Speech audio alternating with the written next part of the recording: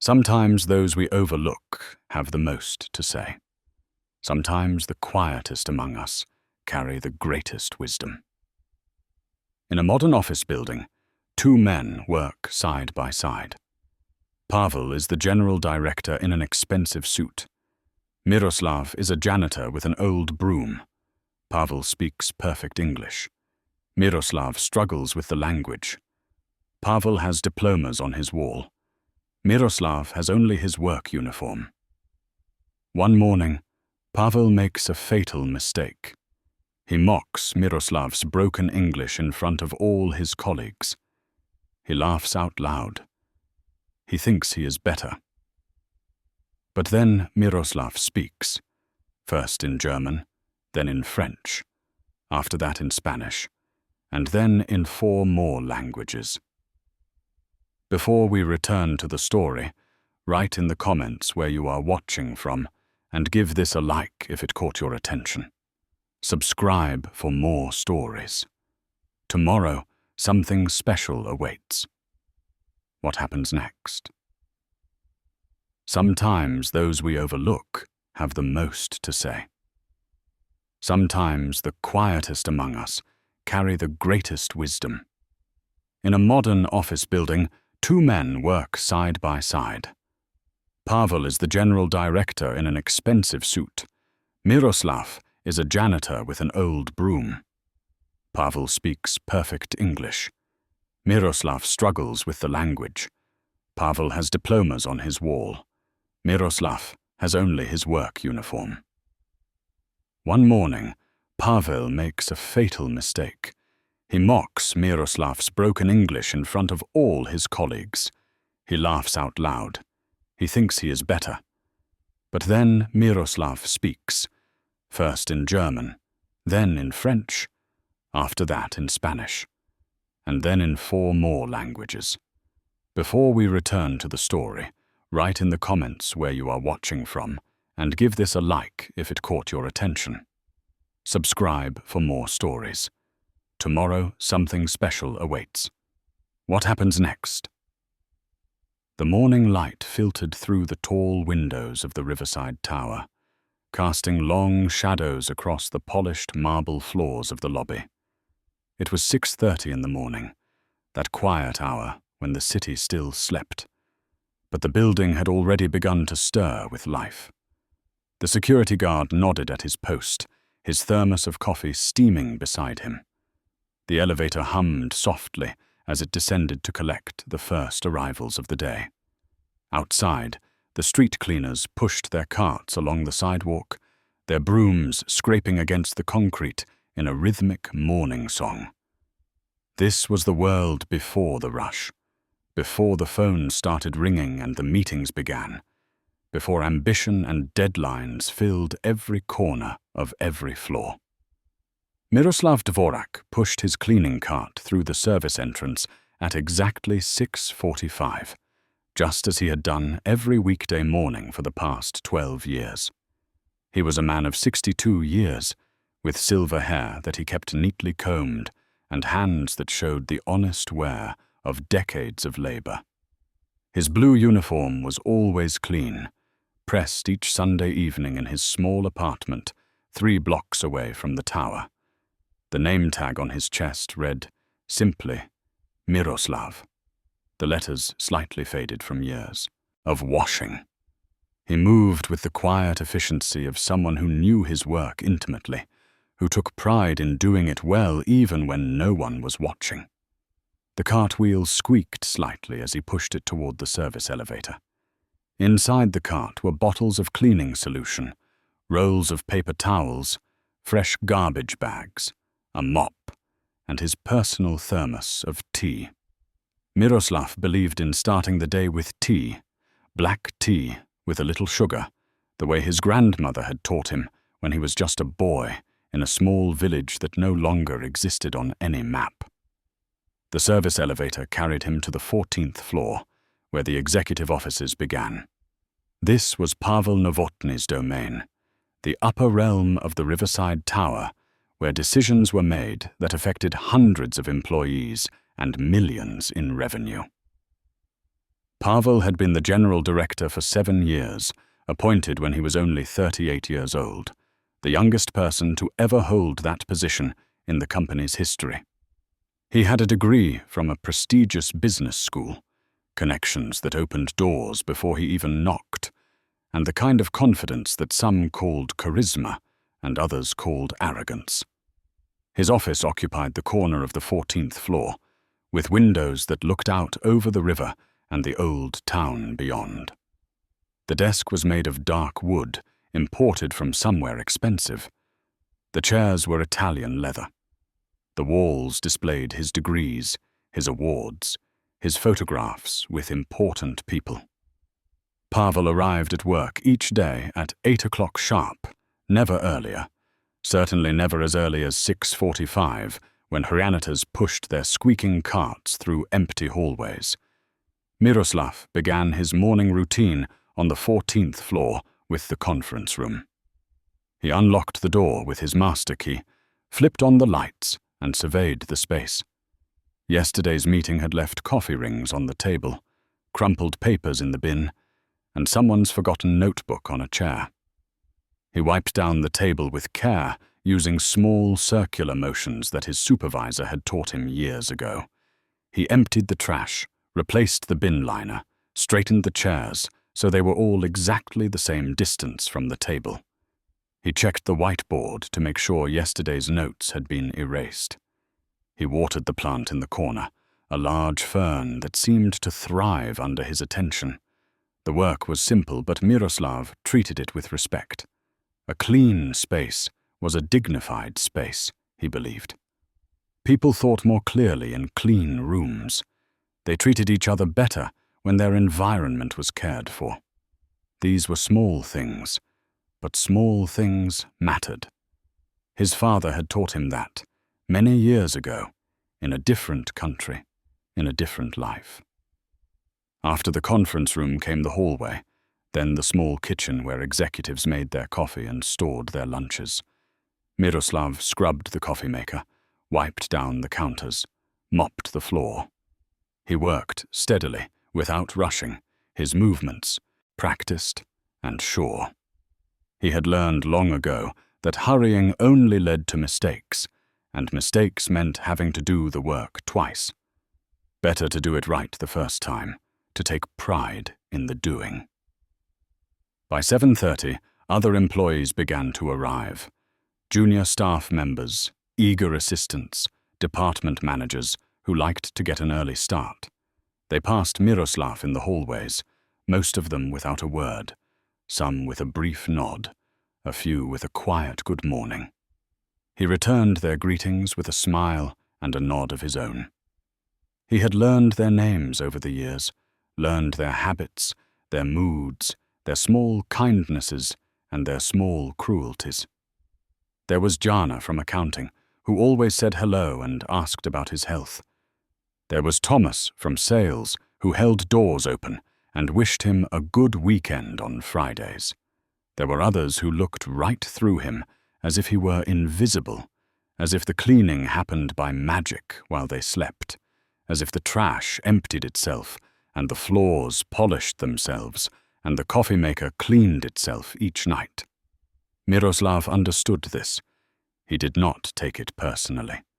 People saw what they expected to see, and they expected to see executives and managers and important people doing important work.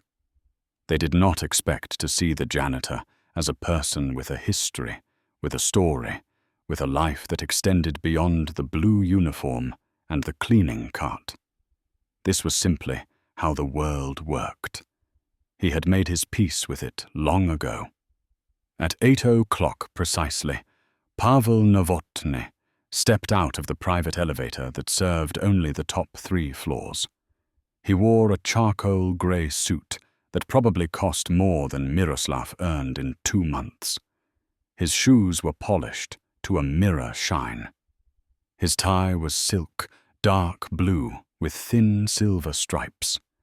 His hair was styled with some expensive product that made it stay exactly in place. He carried a leather briefcase in one hand and his phone in the other. already deep in conversation with someone about quarterly projections and market positioning. Pavel walked past Miroslav without seeing him, still talking on his phone, his voice confident and commanding. He disappeared into his office and closed the door. Through the glass wall, Miroslav could see him settle into his chair, spin to face his computer, begin typing while still holding the phone to his ear. This was Pavel's world, a world of numbers and strategies and power dynamics, a world where everything moved fast and time was measured in money. Miroslav returned to his cart and pushed it down the hallway to continue his work. He had the bathrooms to clean next, then the waiting area by the elevators, then the individual offices of the various department heads. It would take him until noon to finish this floor. Then he would move to the 15th floor, and after that, the 16th. By the end of his shift at 3 o'clock in the afternoon, he would have cleaned 3 entire floors, emptied dozens of trash bins, scrubbed countless surfaces, and made this small corner of the world a little more orderly, a little more clean. It was honest work. It was enough. He had learned, over the course of his 62 years, that enough was actually quite a lot. "Excuse me, Mr. Novotny," Miroslav said quietly, his accent thick, his words careful and deliberate. "I am sorry to interrupt your conversation." Pavel looked at him with barely concealed irritation. The expression on his face suggested he was not accustomed to being interrupted by anyone, let alone by the janitor. Martin shifted uncomfortably, glancing between the two men, uncertain of what was happening or how he should react. "Yes, what is it?" Pavel said, his tone clipped and impatient. "Do you need something? Is there a problem with the cleaning supplies? Should I speak to your supervisor?" Miroslav shook his head slowly. "No, sir. No problem with supplies. I just want to say, I hear what you say about me, about simple work for simple people, about how you cannot explain things to Janitor, because Janitor cannot understand." Pavel's eyebrows rose slightly. A flush began to creep up his neck, the redness of someone caught saying something they should not have said, though he tried to maintain his composure. His voice, when he spoke, carried a defensive edge. "I was simply having a private conversation," he said. "I meant no offense. It was merely an observation about different levels of education and capability. We all have our roles to play in society." Miroslav nodded slowly, as if considering this carefully. "Yes, sir, you are right. We all have our roles. And I know my English is not good. I make many mistakes when I speak. This is true. I am not educated man like you. I do not have degree on wall. I do not wear expensive suit or sit in big office." Pavel seemed to relax slightly, apparently satisfied that the janitor understood his place and was not going to cause a scene. "Good," he said. "I am glad you understand. Now, if you will excuse us, we have important matters to discuss." But before Pavel could turn away, before he could dismiss Miroslav back into invisibility, the janitor spoke again. This time his voice was different. The careful broken English was gone, replaced by something else entirely. Miroslav switched to German, his words flowing smooth and clear and precise. He said, in perfect German, with a slight Austrian accent, "I understand perfectly, Mr. Novotny. I understand that you judge people by their appearance and their position rather than by their character or their knowledge. I understand that you believe a man in a blue uniform must be simple because he pushes a broom. I understand that you have never once in 12 years asked me about my life or my history or what I might know about the world." Pavel's mouth fell open slightly, The color drained from his face. Martin took a small step backward, his eyes wide with shock. The hallway seemed suddenly very quiet. Even the usual office sounds, the ringing phones and clicking, keyboards and humming printers, seemed to fade into the background. Miroslav continued, still in German, his tone calm and measured. "I learned German when I was 8 years old," he said. "My family lived in a small town near the border. My father was a translator. He believed education was the most important gift a parent could give to a child, so he taught me German first, then French, then Italian. By the time I was 12, I could speak 4 languages fluently." Pavel found his voice, though it came out weak and uncertain. "You speak German," he said, stating the obvious because he could think of nothing else to say. "Yes, I speak German," Miroslav replied, switching now to French. "And I speak French, which I learned from the Jesuit priests at the school I attended in the city. They were very good teachers, very patient with a boy from a poor family who had more curiosity than money. They taught me not just the language, but the literature, the philosophy, the history. They taught me that knowledge belongs to everyone, not just to those who can afford expensive universities." He switched again, this time to Italian, and his words took on a musical quality, a rhythm that seemed to transform him before their eyes.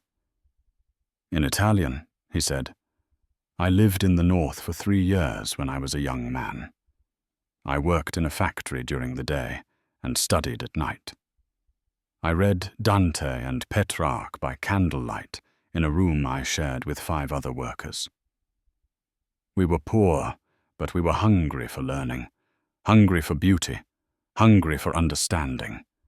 We believed that a man could be more than his circumstances, that dignity came from within, not from a title or a salary." Martin had gone completely pale. He looked as if he might be sick. Pavel was staring at Miroslav as if seeing him for the first time, truly seeing him, and the recognition was clearly disturbing. Everything Pavel had believed about the world, about the natural order of things, about who deserved respect and who did not, was being called into question by a janitor speaking multiple languages in a hallway. Miroslav was not finished. He switched to Spanish, his accent perfect, his vocabulary sophisticated. In Spanish, he said, "I learned this language when I worked for 2 years in the South, helping refugees who had fled from war and poverty. I translated for them, helped them fill out forms, explained the complex bureaucracy they faced in a strange land. I saw educated people, people with degrees and professions, reduced to nothing because they had no papers, no connections, no one on to vouch for them. I learned that a piece of paper from a university means very little when you have lost everything else. Then Russian, the words harsh and strong. I learned Russian from my grandmother, who sang me folk songs and told me stories of the old country. She had been a teacher before the revolution, before everything changed. She taught me that every person carries within them a universe of knowledge and experience, and that to dismiss someone without knowing their story is the greatest arrogance of all." Then Arabic, which he had learned from colleagues during a year spent working in the East, helping to build schools in villages that had never had them before.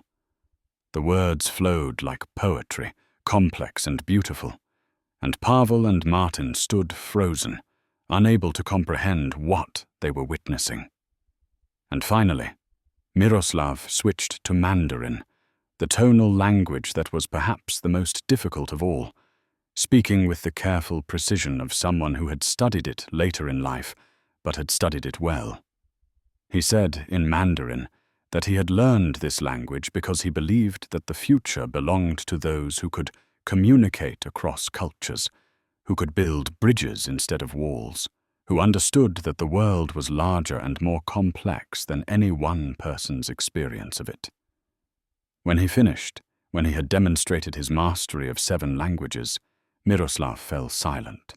He looked at Pavel with an expression that held no triumph, no smugness, no desire to humiliate.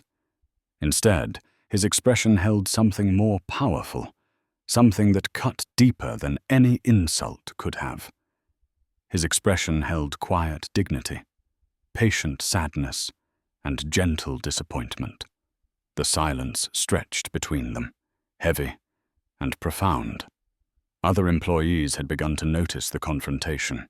Heads appeared around doorways. Conversations stopped mid-sentence. The entire 14th floor seemed to hold its breath, waiting to see what would happen next. Pavel's face had gone through several colors, from pale white to deep red and back again. His hands trembled slightly at his sides. His mouth opened and closed several times, but no words came out. This was a man accustomed to being the smartest person in every room, the one with all the answers, the one who made decisions and gave orders and expected immediate obedience. Now he stood speechless before a janitor who had just revealed an entire hidden world of knowledge and experience. Martin seemed to have disappeared into himself, his face a mask of horror and embarrassment. He was young enough to still believe that the world was fair, that people got what they deserved, that position and salary reflected true worth. What he had just witnessed challenged all of those comfortable assumptions. Jana from accounting had appeared at the end of the hallway. She was smiling, a broad, genuine smile of delight and vindication. She had always treated Miroslav with kindness, had always sensed that there was more to him than met the eye. Now she knew she had been right. Thomas from sales stood beside her, his mouth hanging open in amazement. Miroslav picked up the handle of his cleaning cart. The moment was over. He had said what needed to be said. He had revealed what needed to be revealed. Now it was time to return to work, to go back to being invisible, though he knew that true invisibility was no longer possible. Everything had changed in the space of a few minutes. "Before I continue with my work," Miroslav said, switching back to his careful broken English, "I want to say one more thing. I am not angry with you, Mr. Novotny. I am not trying to embarrass you. I just want you to understand something important. Every person you meet, every person you see, they have a story. They have knowledge and experience and wisdom that you cannot see just by looking at them. A uniform does not tell you who someone is. A job does not tell you what someone knows. Money does not tell you what someone is worth. I am janitor. Yes. I push broom, and I clean floors, and I empty trash. This is honest work, and I am not ashamed of it. But I am also a man who has lived 62 years, who has seen things and learned things and survived things. I am a father and a grandfather. I am a reader and a student.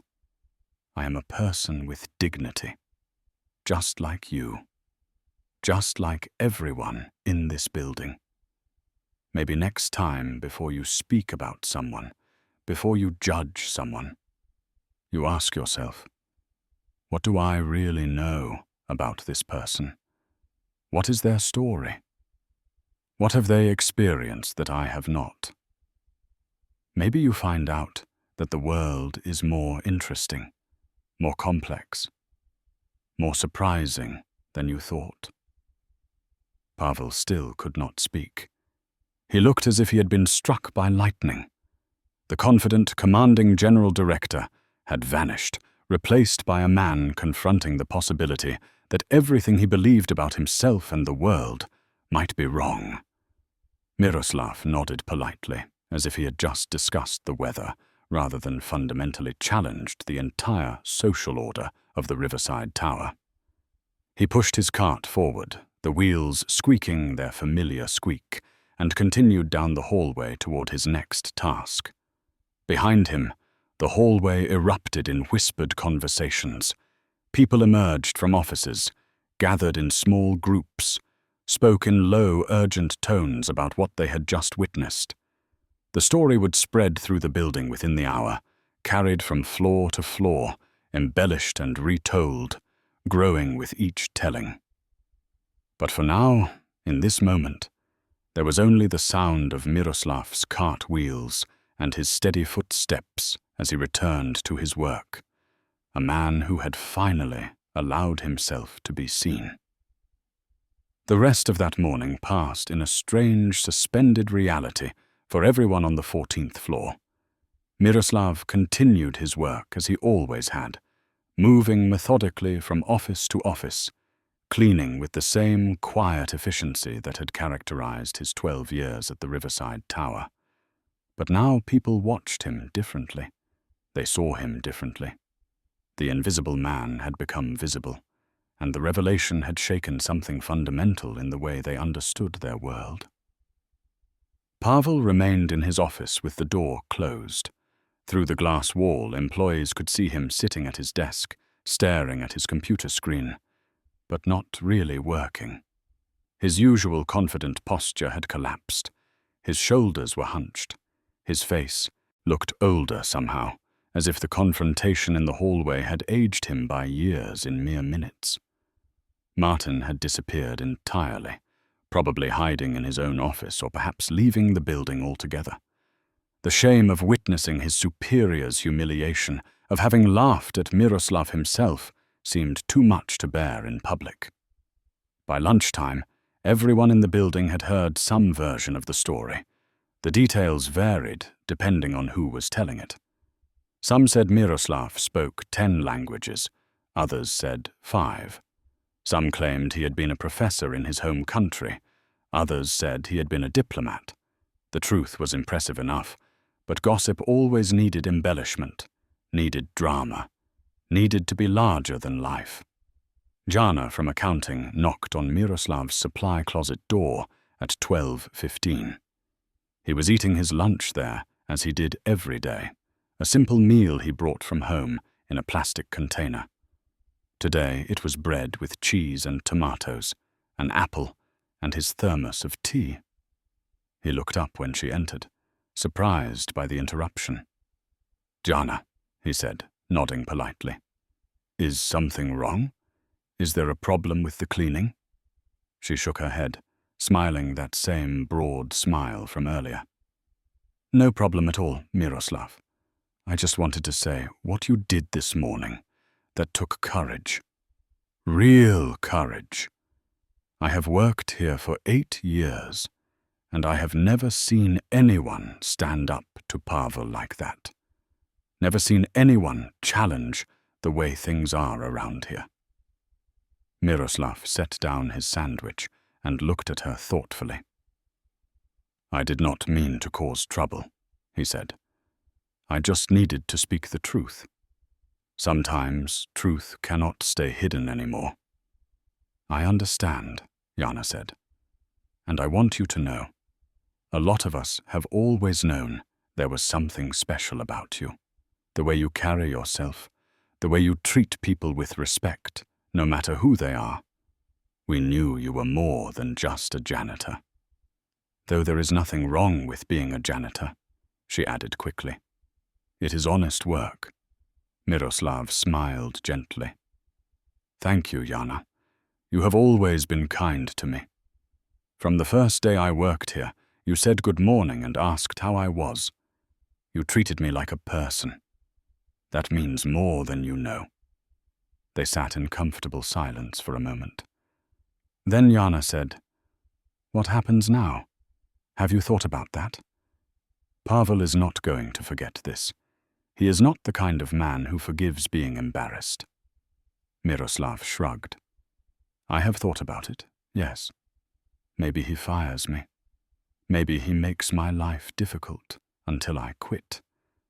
maybe nothing happens at all. I cannot control what he does. I can only control what I do, and what I did was right. I have no regrets. But you need this job, Jana said, concern in her voice. You have bills to pay, just like everyone else. Where will you go if he fires you? I will find another job, Miroslav replied calmly. I have worked many jobs in my life.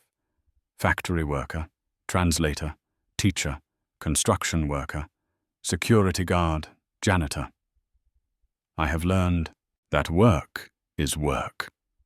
As long as it is honest and I can do it with dignity, that is enough.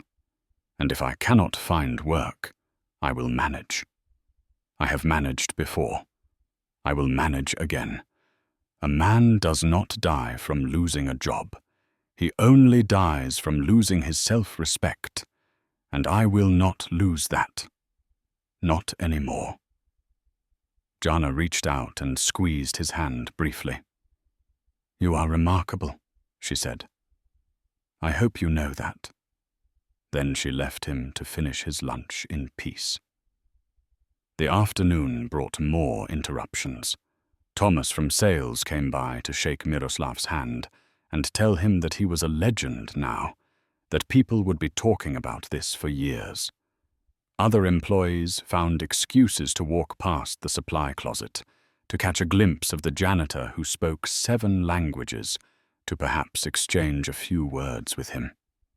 Miroslav was polite to all of them, but he found the attention uncomfortable. He was not accustomed to being noticed, to being the subject of conversation and speculation. He preferred his quiet routine, his invisibility.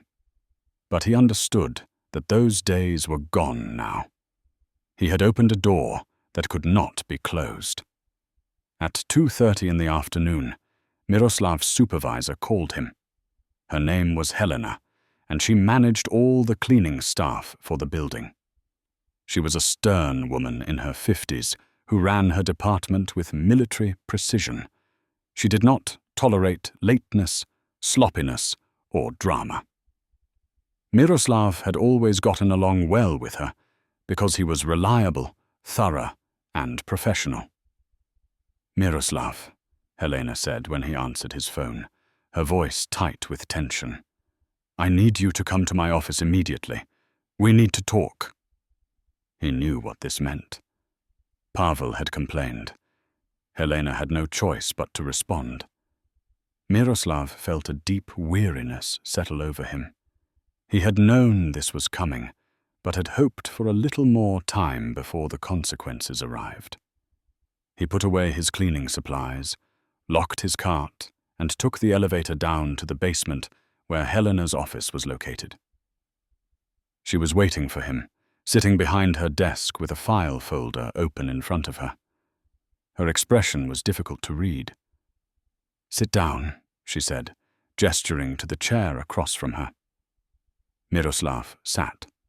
He folded his hands in his lap and waited. Helena looked at the file, then at him, then back at the file. Finally, she said, I received a call from Mr. Novotny's assistant about an hour ago. They requested a formal meeting to discuss your behavior this morning. They used words like insubordination and inappropriate conduct and disruption of the workplace. I see, Miroslav said quietly. I understand. I am sorry to cause problems for you, Helena. You have always been fair to me. She held up her hand to stop him. Before we continue, she said, I want to hear your version of what happened. Not the gossip that is flying around the building, not what Pavel's assistant told me. Your version, in your own words. So Miroslav told her.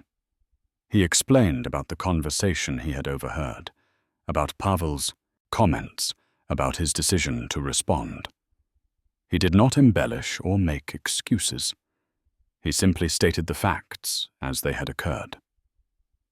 When he finished, Helena was quiet for a long moment. Then she said something that surprised him. "I have worked in this building for 23 years, she said. "I have seen a lot of directors come and go. I have seen a lot of arrogance and a lot of cruelty disguised as business professionalism. I have watched people like you, good, hard-working people, treated as if they were invisible or worse. And I have always hated it, but I have never known what to do about it." She closed the file folder. "What you did this morning, Miroslav, that was brave. Maybe it was not professional. Maybe it was not proper according to the employee handbook, but it was brave and it was honest. And I respect that more than I can tell you." Miroslav felt emotion tighten his throat. "Thank you," he managed to say. "But that does not mean there will not be consequences," Helena continued. "Pavel is demanding that I write you up, possibly suspend you, possibly terminate your employment. He is angry and embarrassed, and he wants someone to pay for that. I have to follow procedure. I have to document this incident. I have to hold this meeting and issue a formal warning at minimum." "I understand," Miroslav said. "I knew this would happen. I accept the consequences."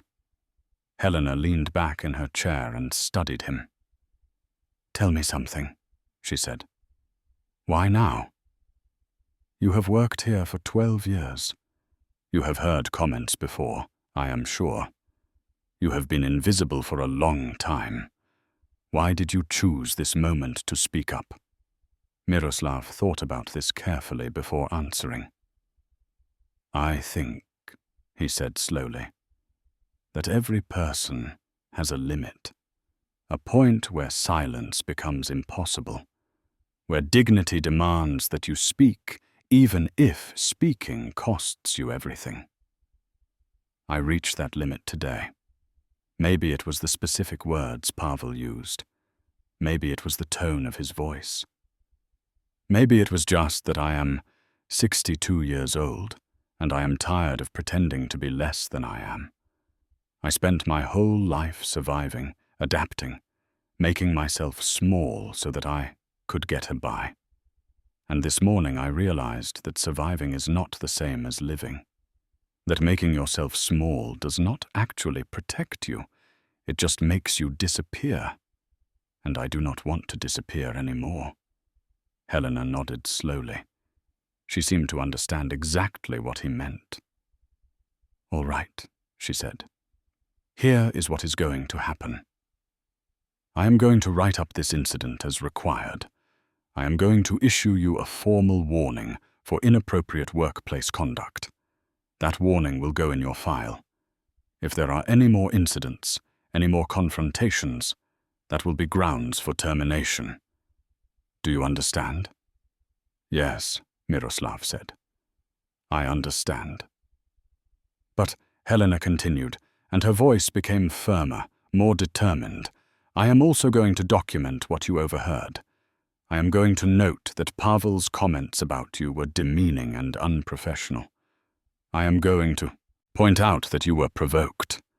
I am going to make it very clear that this was not a simple case of an employee being insubordinate, but rather a complex situation involving disrespect and dignity.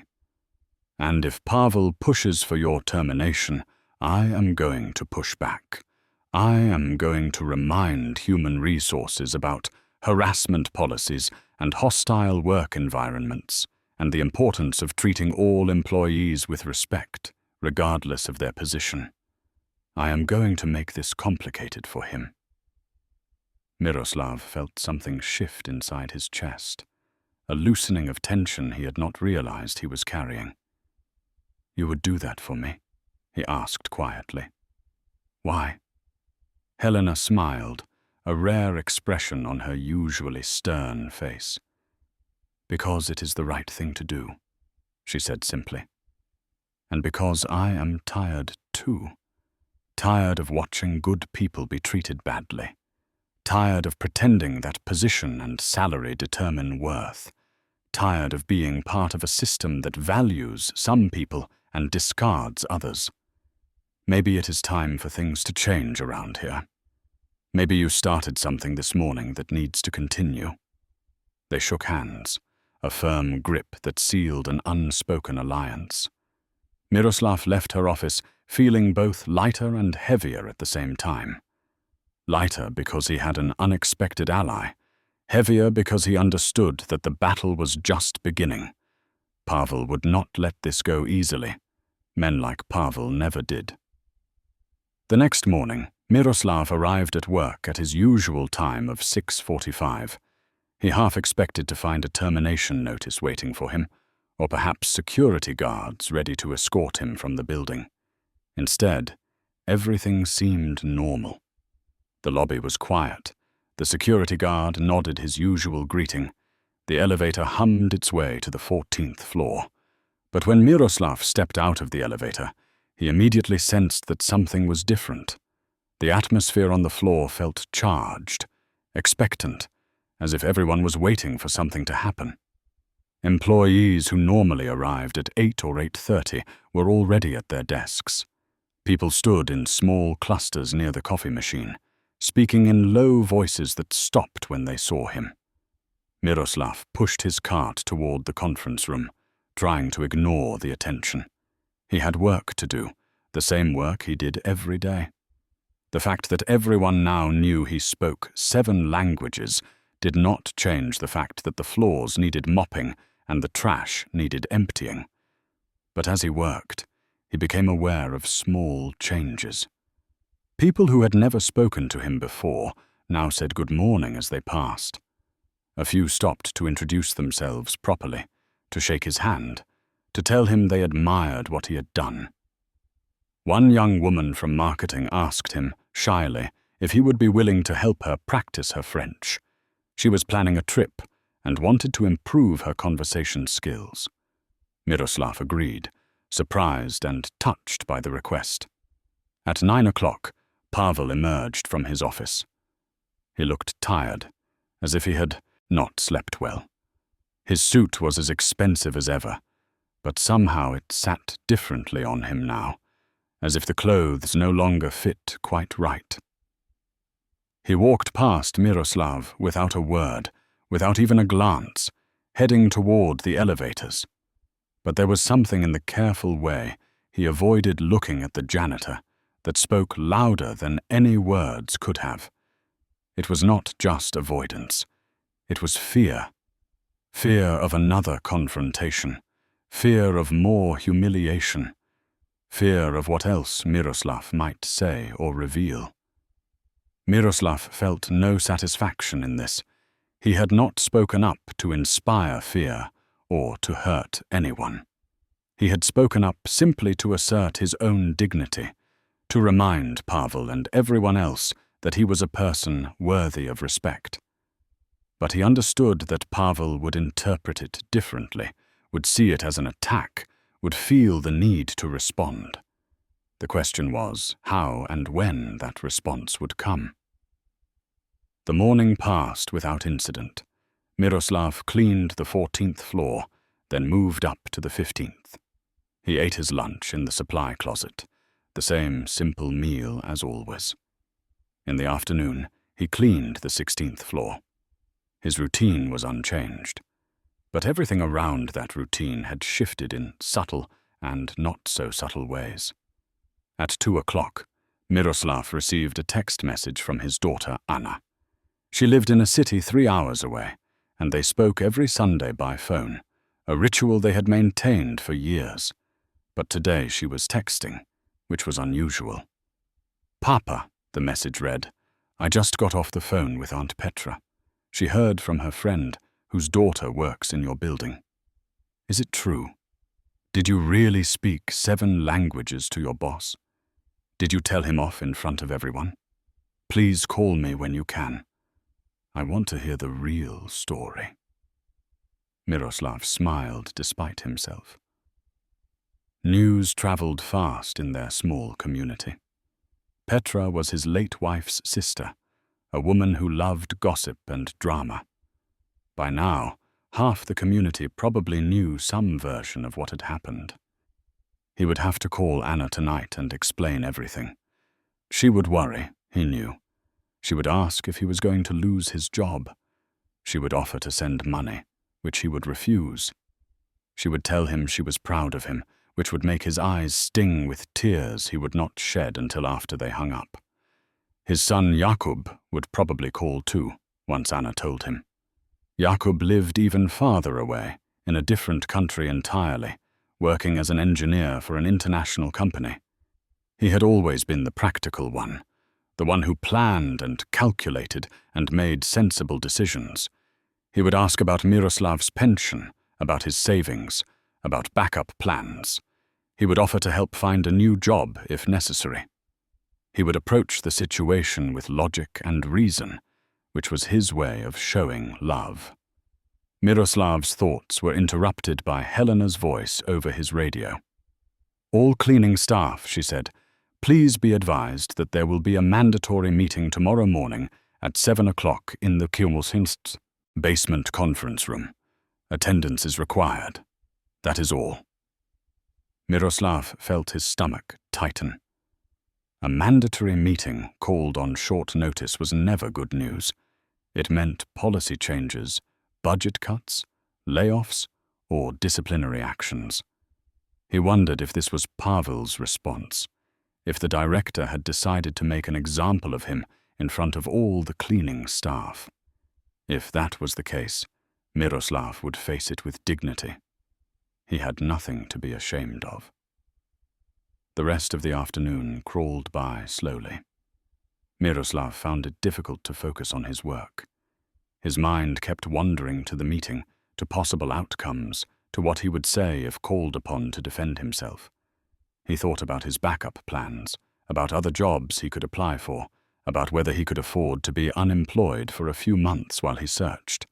His savings were modest, but sufficient if he was careful. He could survive. He had survived worse. At 3 o'clock, his shift ended. Miroslav locked his cart in the supply closet, changed out of his uniform in the small bathroom, and rode the elevator down to the lobby. As he walked through the lobby toward the exit, he noticed something strange. Several employees were standing near the entrance, and when they saw him, they began to applaud. It started with just a few people, then spread. More employees joined in, emerging from the coffee shop in the corner, from the seating area, from behind the reception desk. The applause grew louder.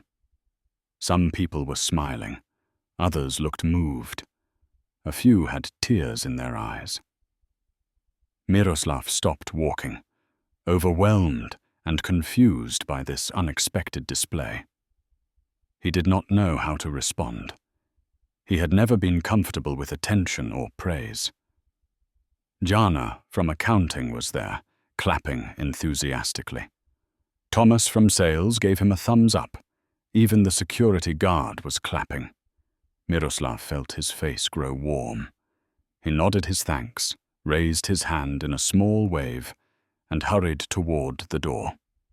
But the applause followed him out onto the street, and even after the door closed behind him, he could still hear it faintly through the glass. He walked the 3 blocks to his apartment building in a daze. The autumn air was cool and crisp, carrying the smell of fallen leaves and distant rain. The streets were busy with people heading home from work, lost in their own thoughts and concerns. No one paid any attention to the elderly man in the worn coat walking slowly along the sidewalk. He was invisible again out here, and he found that comforting. Inside his apartment, Miroslav made himself a cup of tea and sat at his small kitchen table. The apartment was quiet and neat, everything in its place. On the wall hung a photograph of his late wife, Maria, taken 30 years ago when they were still young, and the future seemed full of possibility. She was smiling in the photograph, her eyes bright with life and humor. He missed her every day, but especially in moments like this, when something important had happened, and he had no one to share it with. Maria would have known what to say about the situation at work. She would have made him laugh about it, would have put it in perspective, would have reminded him that life was too short to worry about the opinions of small-minded people. She had been the wise one, the strong one. He had always thought of himself as the protector, but in truth, she had been the one protecting him, shielding him from his own doubts and fears. The phone rang. It was Anna, as he had expected. "Papa," she said, her voice full of concern and pride and a dozen other emotions. "Tell me everything." So he told her. He explained about the conversation he had overheard, about his decision to respond, about speaking in 7 languages, about the aftermath. Anna listened without interrupting, which was unlike her. When he finished, there was a long silence on the line. "Anna," he said, "are you still there?" "I am here," she said, and he could hear that she was crying. "I am just so proud of you, Papa. So incredibly proud. Do you know how long I have waited for you to stand up for yourself? How long I have watched you make yourself small and quiet and invisible?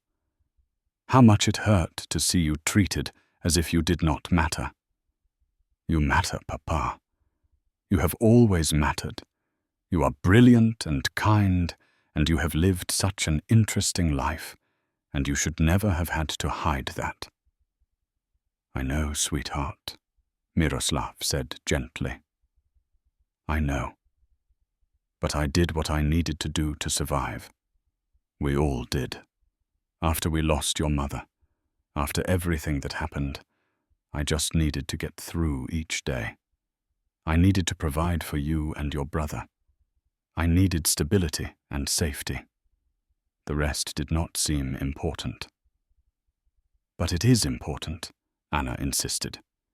"You are important, and I am so glad you finally let people see who you really are. Whatever happens with your job, we will figure it out. Jakub and I will help. You do not have to do this alone." They talked for another hour, about practical matters and emotional ones, about the past and the future. When they finally said goodbye, Miroslav felt better. Tired, but better. He heated up some leftover soup for dinner, ate it slowly, washed his dishes. Then he sat in his chair by the window and watched the sun set over the city, painting the sky in shades of orange and pink and purple. Tomorrow would bring the mandatory meeting and whatever consequences awaited him there. But tonight, he was at peace. He had spoken his truth.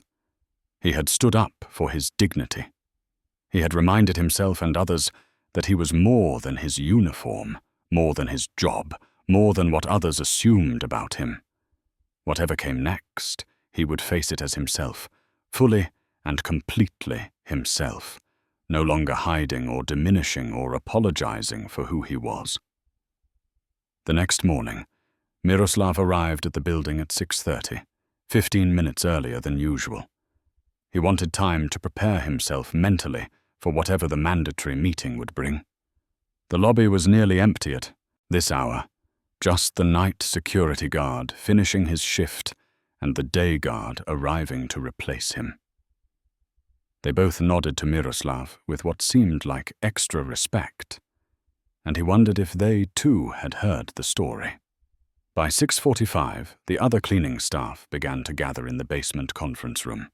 There were 12 of them in total who worked the day shift, ranging in age from 23 to 68. Most were women, immigrants like Miroslav, people who had come to this country seeking better lives and had found work wherever they could. They were Bulgarian, Romanian, Ukrainian, Vietnamese. They spoke different languages and came from different cultures, but they shared the common experience of being invisible, of doing necessary work that no one wanted to acknowledge. Miroslav knew all of them by name. He had worked alongside them for 12 years, shared breaks with them, covered shifts when they were sick, listened to their stories and their struggles. They were his colleagues, his community. As he entered the conference room, several of them looked at him with expressions that mixed admiration and concern. An older woman named Vera caught his eye and gave him a slight nod of encouragement. A younger man named Dmitri grinned and gave him a discreet thumbs up. Helena entered the room at exactly 7 o'clock. She carried a folder and wore her usual expression of stern professionalism. Behind her came someone Miroslav had not expected to see. It was Robert Chen, the head of human resources for the entire building.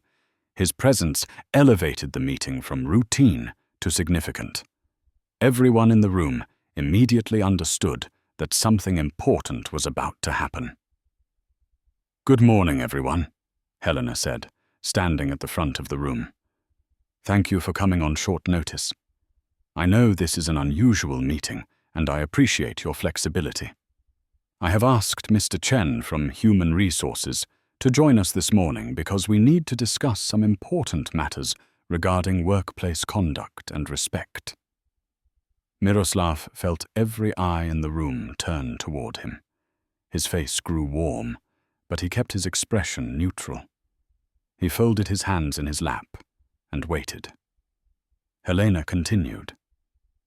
"As many of you may have heard, there was an incident earlier this week involving one of our team members and a senior executive. I am not going to discuss the specific details of that incident, as it is a personnel matter. However, I do want to address some broader issues that this incident has brought to light."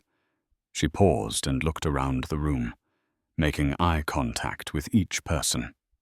"How many of you," she asked, "have ever felt disrespected at work?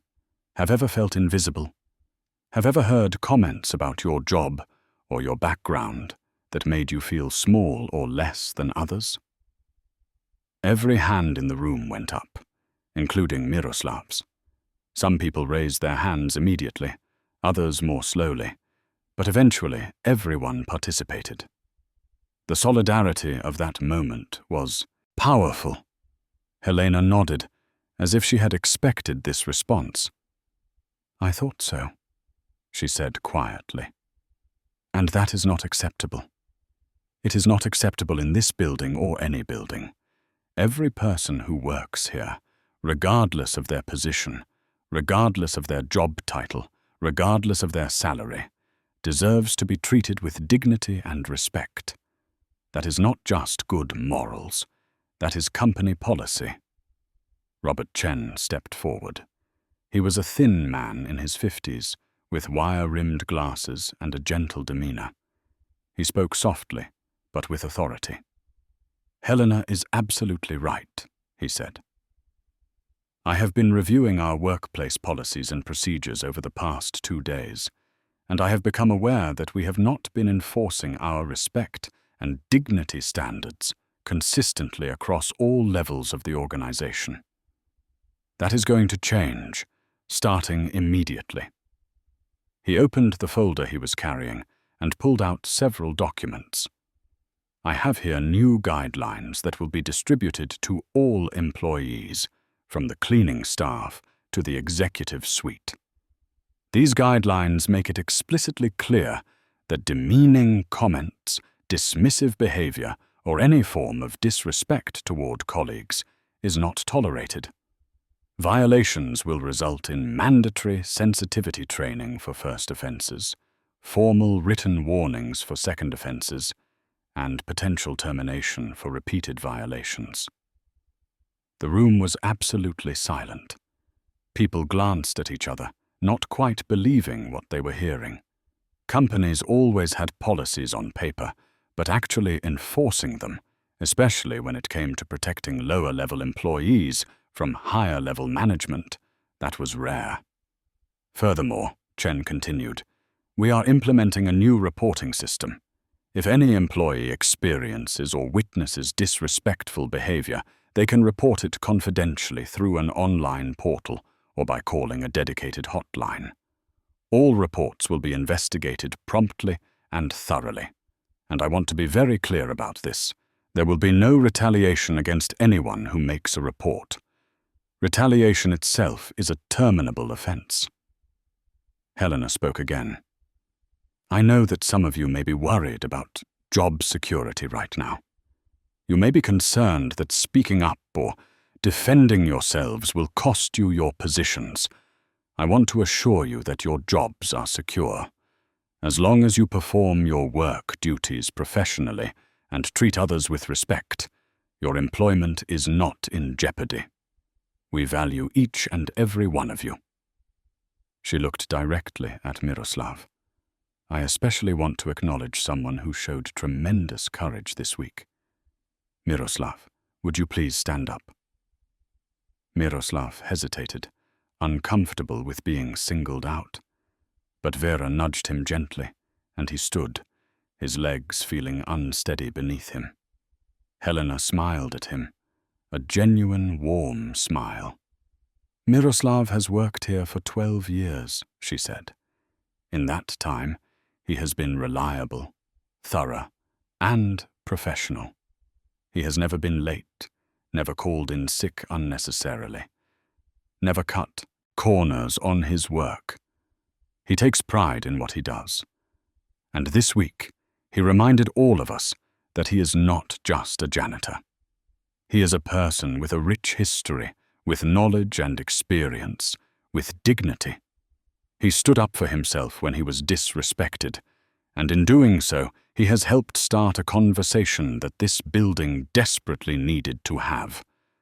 The room erupted in applause, the same kind of spontaneous applause that had greeted Miroslav in the lobby the day before. But this was different.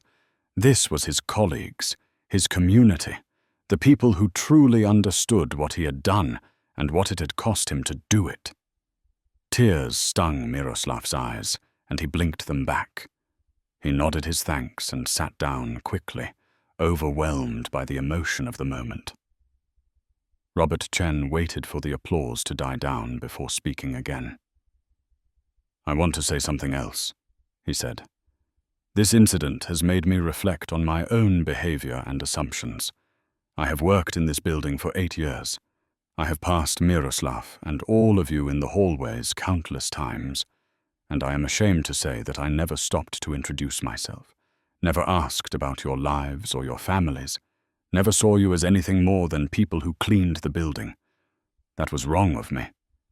That was a failure of leadership and humanity. He paused, seeming to gather his thoughts. So I am making a commitment, starting today. I am going to get to know each of you personally. I want to hear your stories, learn about your backgrounds, understand who you are beyond your job titles.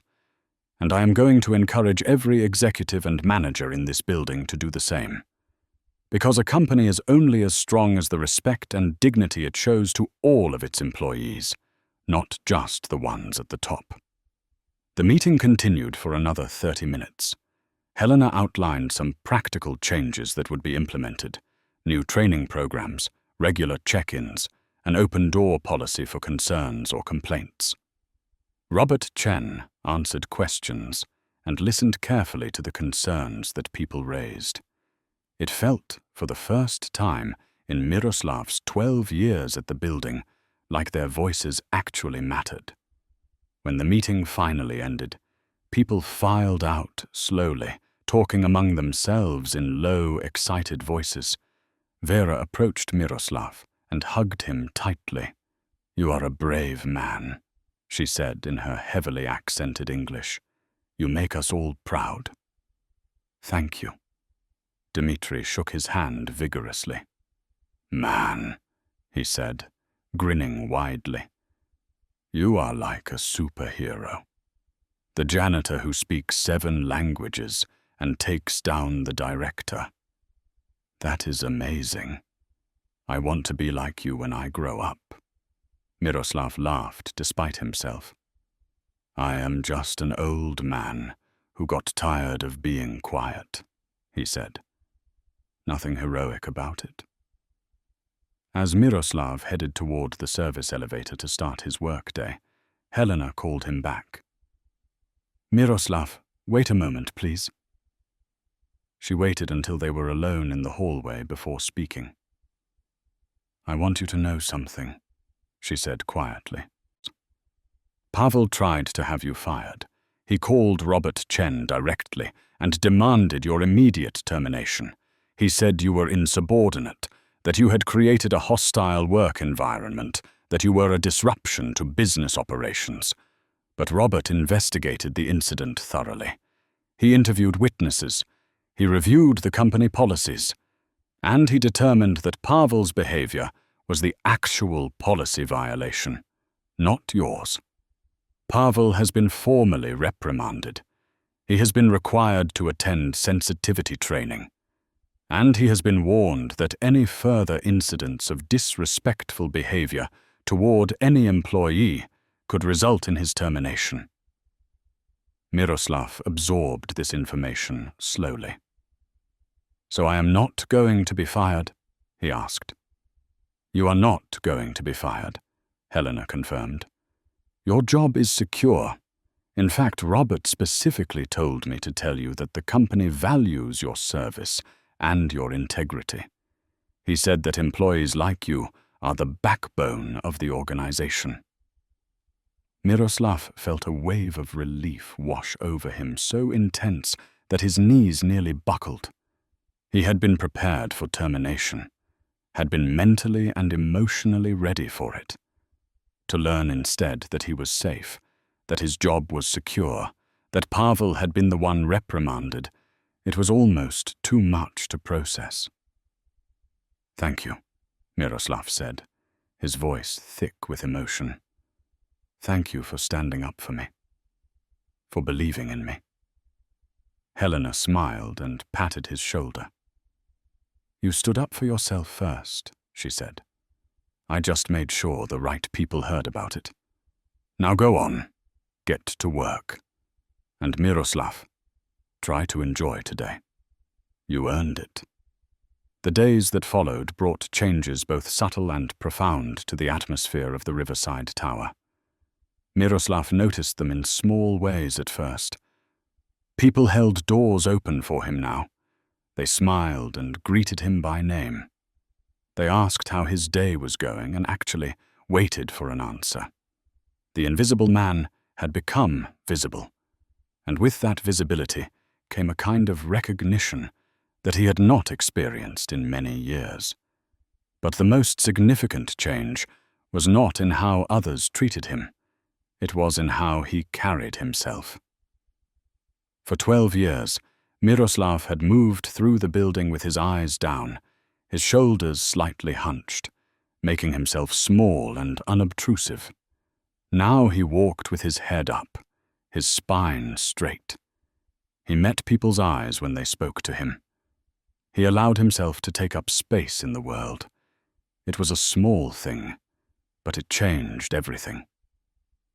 On the third day after the meeting, something unexpected happened. Miroslav was cleaning the conference room on the 14th floor when a young man knocked on the open door. He was perhaps 25 years old, well dressed in business casual attire, carrying a tablet and looking nervous. Excuse me, the young man said. Are you Miroslav, the one who speaks 7 languages? Miroslav straightened up from where he had been wiping down the table. Yes, I am Miroslav, he said. Can I help you with something? The young man stepped into the room and extended his hand. My name is Peter, he said. I work in the International Relations Department on the 16th floor. I heard about what happened last week, and I have been hoping to meet you. I was wondering, and please feel free to say no if this is inappropriate, but I was wondering if you might be willing to help me with something. They shook hands, and Miroslav gestured for Peter to continue. We have a client visiting from Germany next week, Peter explained. Very important client, potential contract worth millions. I studied German in university, but I am not fluent, not really. I can read it okay, but speaking is hard for me. I am nervous about the meetings. I do not want to make mistakes that could cost us the contract." He paused, looking embarrassed. "I know this is probably a strange request. You have your own job to do. But I heard you speak perfect German, and I thought maybe, if you had time, you could help me practice? Maybe correct my pronunciation? I would pay you, of course. I could pay you for tutoring sessions." Miroslav considered this. The offer of payment made him uncomfortable.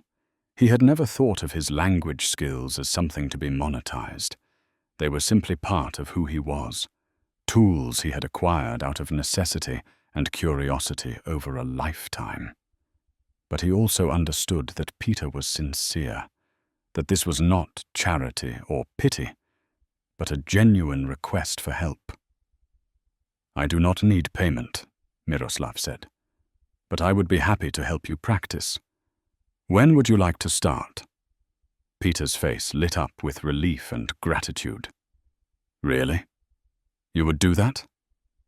That would be amazing. Could we maybe meet tomorrow? I could come in early, before my shift starts. We could meet in the cafeteria." They arranged to meet at 6:30 the next morning. After Peter left, Miroslav stood in the conference room, feeling a strange mix of emotions. For so many years, his knowledge had been private, hidden, something he carried inside himself like a secret. Now it was becoming public, useful, something that could help others. The transformation was both thrilling and unsettling. The tutoring session with Peter went well. They sat in the nearly empty cafeteria, drinking coffee and speaking German. Miroslav corrected Peter's pronunciation gently, taught him useful business phrases, helped him understand the subtle nuances of formal versus informal speech that could make or break a business relationship. Peter was an eager student, taking notes, asking questions, practicing phrases over and over until he got them right. At the end of the hour, Peter thanked him profusely. "You are an incredible teacher," he said. "You explain things so clearly." "Have you ever thought about teaching professionally?" Miroslav smiled. "I was a teacher once," he said. "A long time ago, in another life. Before I came here. Before everything changed." Peter wanted to know more, but Miroslav was not ready to share those stories yet. Some parts of his past were still too painful to speak about casually, so he simply said that he was glad to help and that they could meet again the following week if Peter needed more practice. Word of the tutoring session spread quickly. Within days, Miroslav had 3 more requests. A woman from marketing wanted help with her French before a trip to Lyon. An executive assistant needed to learn some basic Russian phrases for correspondence with clients in the East. A junior analyst wanted to improve his Spanish for an upcoming presentation to investors. Miroslav agreed to help them all. He found himself arriving at work even earlier than usual, meeting students in the cafeteria or empty conference rooms before his cleaning shift began. He discovered that he loved teaching, loved seeing the moment when someone understood a difficult concept, loved being useful in this new way. But not everyone was happy about Miroslav's new role. There were some employees who felt uncomfortable with the shift in social dynamics. If the janitor could speak 7 languages, if he could tutor executives and managers, what did that say about the assumptions they had made about hierarchy and worth? It challenged their worldview in ways that made them defensive and resentful. One morning, Miroslav overheard 2 managers talking in the hallway. One of them, a man named Radek, was complaining loudly. "It is inappropriate," Radek said. "He is a janitor. He should be cleaning, not playing teacher. What is next? Is he going to start sitting in on board meetings? Is he going to want an office? People need to know their place." His companion murmured something non-committal, clearly uncomfortable with the conversation, but Radek continued. I am not saying he should have been disrespected. I am just saying there are boundaries. There is a reason for organizational structure. You cannot have janitors fraternizing with executives. It undermines authority. It creates confusion. Miroslav heard all of this, but chose not to respond. He had learned that some people would never understand, would never be able to see beyond their rigid categories and hierarchies. Arguing with them would change nothing. Better to simply continue his work, both his cleaning and his teaching, and let his actions speak for themselves. But the comments stung nonetheless. Despite the official policy changes, despite Robert Chen's strong words about respect and dignity, there were still those who saw Miroslav as someone who had stepped out of line, who had violated some unspoken rule about knowing one's place. The resistance was subtle but present, an undercurrent of resentment that occasionally surfaced in snide remarks or deliberate rudeness. Pavel himself remained largely invisible during this time. He arrived at work late and left early. He kept his office door closed. He communicated through email rather than in person. The few times Miroslav saw him in the hallways, Pavel looked away quickly, his face tight with what might have been shame or anger or both. There was no second confrontation, no dramatic showdown. Just a careful mutual avoidance, two men orbiting around each other in the same building, but inhabiting completely different worlds. Then, 2 weeks after the initial incident, something happened that changed the dynamic once again. Miroslav arrived at work one morning to find an envelope taped to his locker in the basement changing room. His name was written on it in elegant handwriting. Inside was a handwritten note on expensive paper.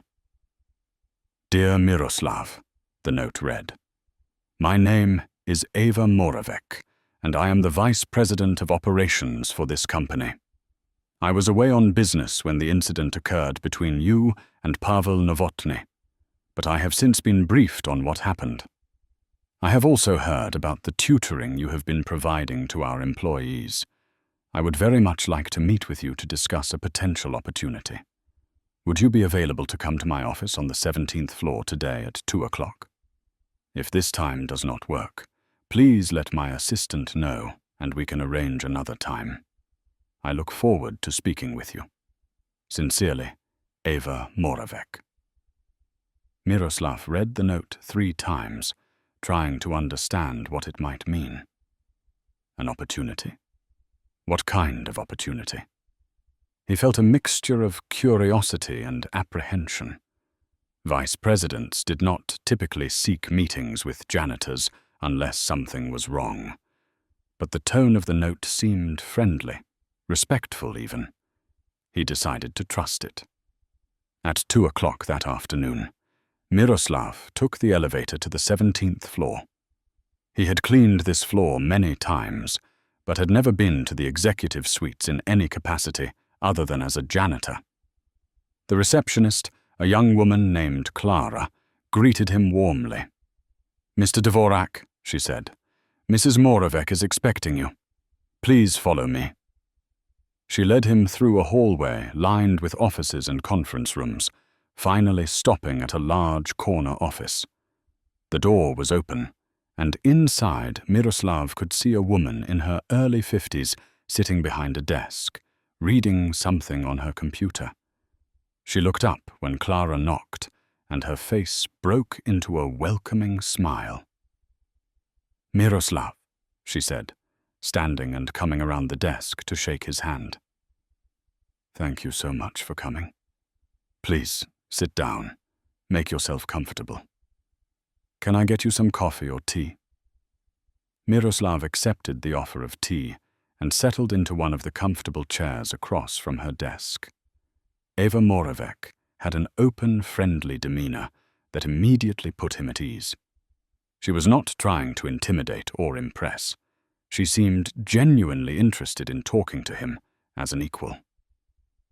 "I will get straight to the point," Ava said, once they both had their drinks. "I have been thinking a lot about what happened with Pavel, about the issues it revealed in our company culture. And I have also been thinking about the skills and experience we have right here in this building that we are not utilizing effectively. You, Miroslav, are a perfect example. We have been employing you for 12 years as a janitor, which is important work, and you do it excellently. But we have been completely ignorant of your other capabilities, your language skills, your teaching ability, your life experience. That is a failure on our part, a failure to see the full person." She leaned forward slightly, her expression intent. "I would like to offer you a different position in the company. Not instead of your current job, but in addition to it. I want to create a new role, something like a cultural liaison or language consultant. You would still do your cleaning work, but you would also be available to help employees with language learning, translation needs, cultural questions related to our international business. We would pay you additionally for this work, of course. It would be a significant raise in your overall compensation." Miroslav sat in stunned silence, trying to process what Ava had just offered. A new position, additional pay, recognition for skills he had kept hidden for 12 years. It was more than he had ever imagined possible. But even as gratitude swelled in his chest, questions arose. "Why me?" he asked quietly. "There are many people in this city who speak multiple languages, people with actual credentials, with degrees in linguistics or translation, people who have not spent the last 12 years pushing a broom. Why would you offer this to me?" Ava smiled, as if she had expected this question. "Because you are already here," she said. "Because you already know this building, these people, this company culture. Because you have proven yourself to be reliable and trustworthy over 12 years. And because, frankly, you have something that cannot be taught in any university. You have lived experience. You have perspective. You understand what it is like to be overlooked, to be underestimated, to have people make assumptions about you based on your job or your appearance. That gives you insight that most translators and language teachers do not have." She paused, then continued.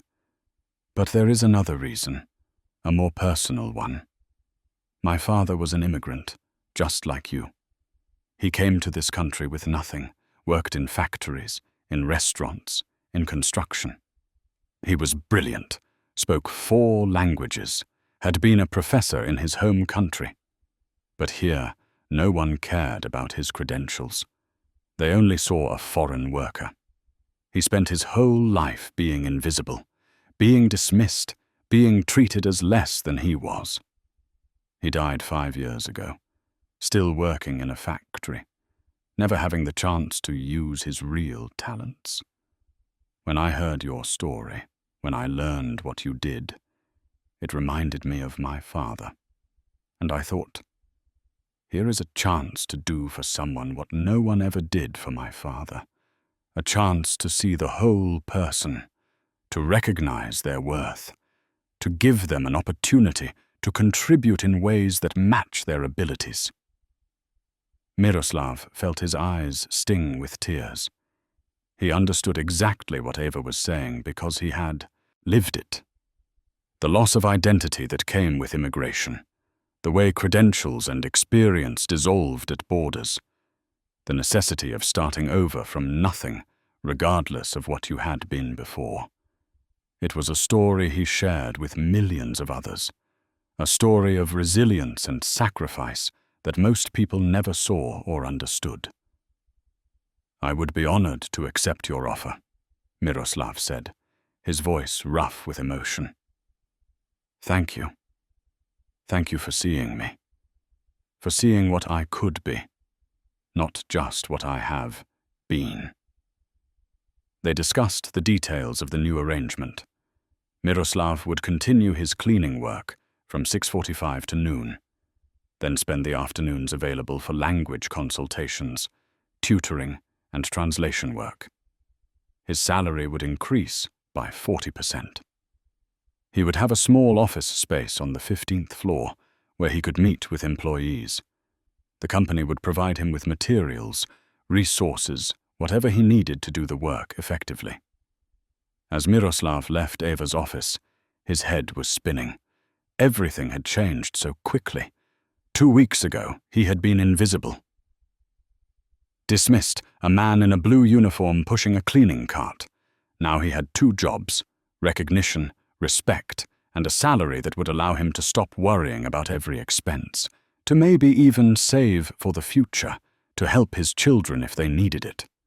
He wanted to call Anna immediately to share the good news. But first he had to finish his cleaning shift. The floors would not mop themselves, and despite everything that had changed, he still took pride in doing his work well. That evening, when Miroslav finally called his daughter, she screamed with joy so loudly that he had to hold the phone away from his ear. "Papa," she shouted, "that is amazing! That is incredible! I am so proud of you. Do you know what this means? It means people finally see what I have always known, that you are brilliant and capable and deserving of so much more than you have allowed yourself to have." "I know, sweetheart," Miroslav said, smiling despite himself. "It is hard to believe. 2 weeks ago, I thought I might lose my job.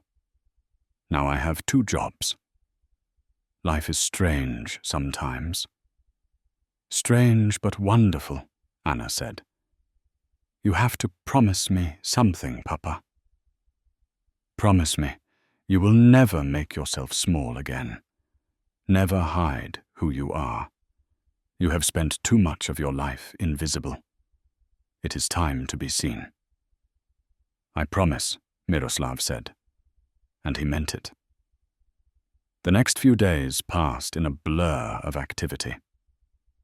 Eva's assistant helped Miroslav set up his new office space, a small room with a desk, a comfortable chair, bookshelves, and a window that looked out over the city.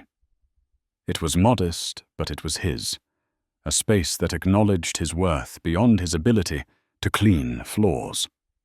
Helena helped him create a schedule, dividing his time between his cleaning duties and his new language consultation role. Robert Chen from Human Resources processed the paperwork, updated his employment file, arranged for new business cards that listed both of his positions. The business cards felt surreal in Miroslav's hands, his name in raised letters, 2 titles beneath it. He had never had business cards before. He studied them with a mixture of pride and disbelief.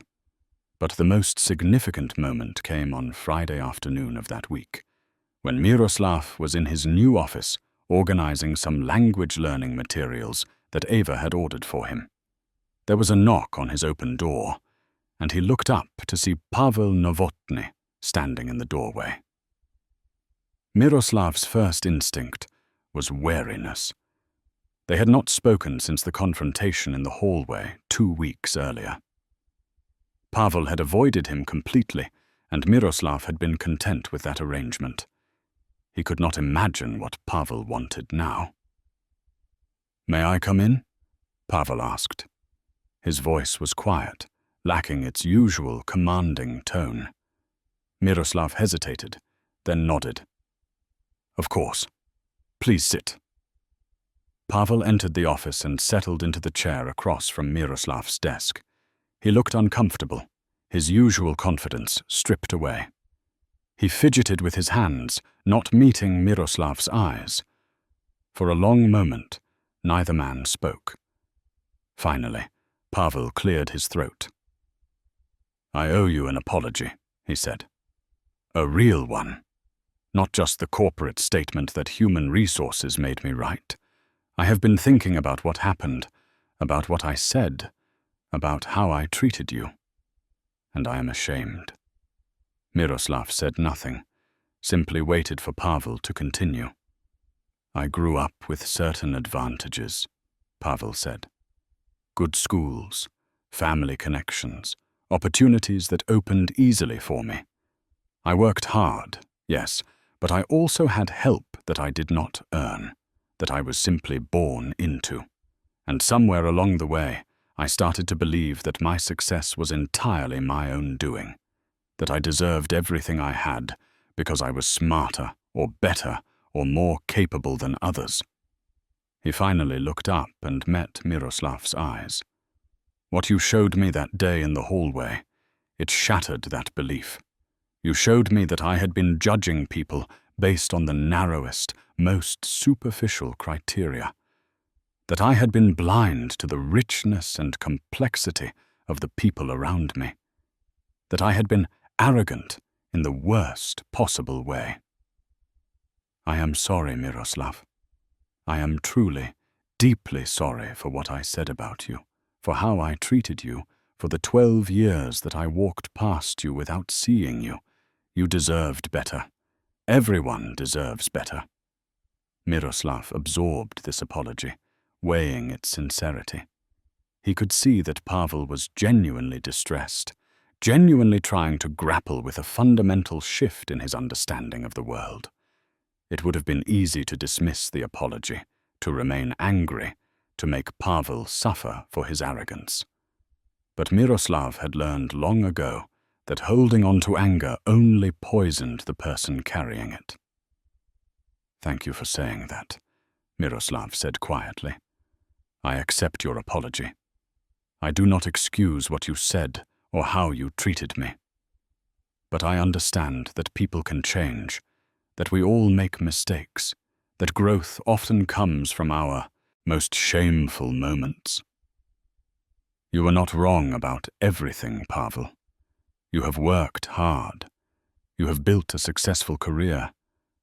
Those things are real. But success should not make us blind to others. It should make us more generous, more humble, more aware of how fortunate we are." Pavel nodded, looking relieved and grateful. He stood to leave, then paused at the door. "Would you," he asked hesitantly, "would you be willing to teach me? Not just language, though I would like to improve my German, but to teach me about your life, your experiences. I realize I have a lot to learn about the world beyond my narrow perspective."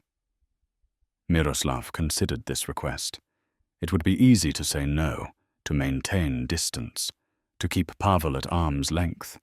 But there was something to be said for building bridges, for turning conflict into connection. And besides, he thought, teaching was teaching. Whether it was grammar or perspective or humility, the goal was the same: to help someone understand something they did not understand before. "I am willing to try," Miroslav said. "But you have to understand. Learning about someone else's life is not like learning a language. It requires more than memorization or practice. It requires opening your heart, being willing to feel uncomfortable, questioning everything you think you know about how the world works. Are you ready for that?"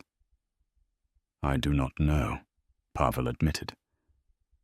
"But I want to try." They shook hands, a tentative gesture of reconciliation, and Pavel left. Miroslav sat alone in his office, looking out the window at the city below. The sun was setting, painting the sky in brilliant colors.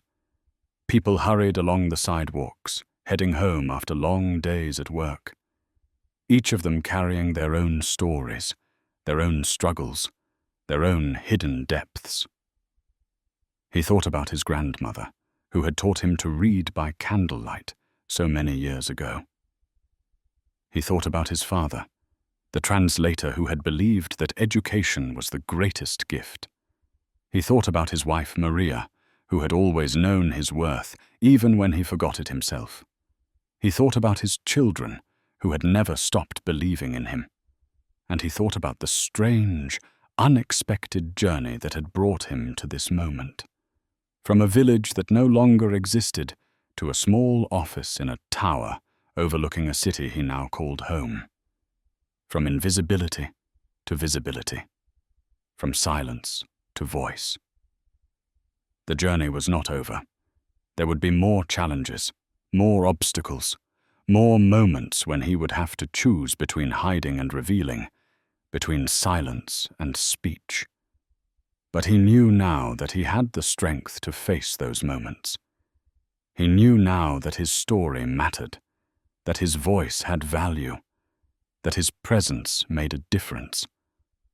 Outside his window, the city lights began to flicker on, one by one, illuminating the darkness. And Miroslav sat in his small office, surrounded by books and language materials, feeling more at home in himself than he had in many years. The weeks following, Miroslav's conversation with Pavel brought a rhythm to his new dual role that felt both familiar and entirely new. His mornings remained dedicated to cleaning, the physical work that had sustained him for 12 years. But now his afternoons belonged to something different, to teaching and translating and helping others bridge the gaps between languages and cultures. He found joy in both roles, understanding that they were not as separate as they might seem. Both required attention to detail. Both involved making things better than they were before. Both demanded a kind of service that went beyond the merely transactional. One morning in late autumn, as Miroslav was cleaning the 16th floor conference room, Eva Moravec appeared in the doorway. She had a folder under her arm and an expression of barely contained excitement on her face. "Miroslav," she said, "I am glad I found you. Do you have a moment?" "Of course," Miroslav said, setting down his cleaning cloth. He had come to appreciate Eva's directness, the way she treated him as a colleague rather than a subordinate. She entered the room and closed the door behind her, which immediately signaled that this was a conversation of some importance. "I have been thinking about your role here," she said, settling into one of the conference room chairs and gesturing for Miroslav to sit as well. "The language consultation work you have been doing has been incredibly valuable. I have had at least a dozen employees tell me that your tutoring has helped them in their work, made them more confident in international communications. But I think we are only scratching the surface of what is possible." Miroslav listened carefully, curious about where this was leading. Eva opened her folder and pulled out several documents. "Next month," she said, "we are hosting an international business conference here in the city. Representatives from 12 different countries will be attending. It is a huge opportunity for our company, a chance to establish new partnerships and expand our global presence."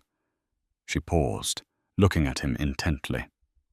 "I would like you to be a key part of that conference, not just as a translator, though we will need that, but as a cultural consultant, someone who can help our executives understand the nuances of dealing with business partners from different cultures.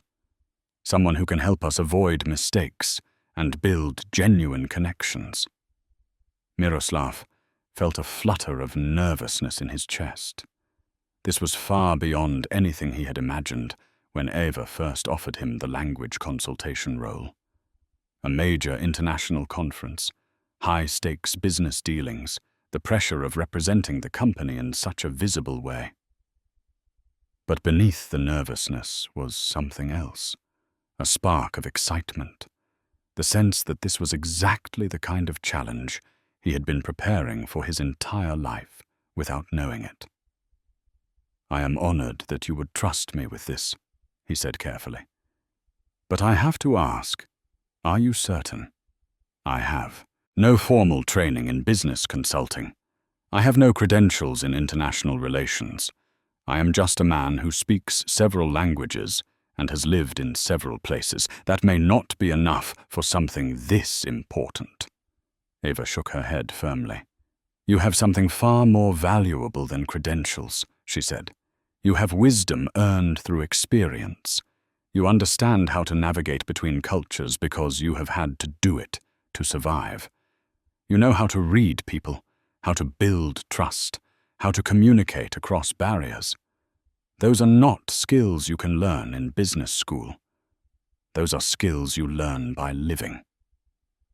She laid out the details of what she was proposing. Miroslav would spend the next month preparing with the executives who would be leading the conference negotiations. He would teach them basic phrases in the relevant languages, yes, but more importantly, he would help them understand cultural expectations, communication styles, potential pitfalls.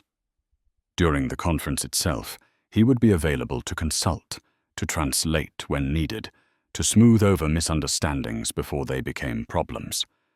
The compensation for this work would be significant, a bonus that would equal several months of his regular salary. But more than the money, this was an opportunity to prove that his value to the company extended far beyond his ability to clean floors. It was a chance to step fully into a new identity, to claim a place in the professional world that he had been denied for so many years. "I will do it," Miroslav said, his voice steady despite the nervousness he felt. "I will do my very best." "I know you will," Eva said, smiling. "And Miroslav, I want you to know something else. When I proposed this to the board of directors, there was some resistance. Some people felt that it was inappropriate to give such an important responsibility to someone who is, in their words, just a janitor. But I fought for you. I reminded them that judging people by their job titles rather than their capabilities is exactly the kind of thinking that costs companies opportunities. And I told them that if they could not see your value, then perhaps they were not the right people to be making decisions for this company." Her words struck Miroslav deeply. To know that someone in power had fought for him, had defended his worth against skepticism and prejudice, meant more than any salary increase or job title ever could.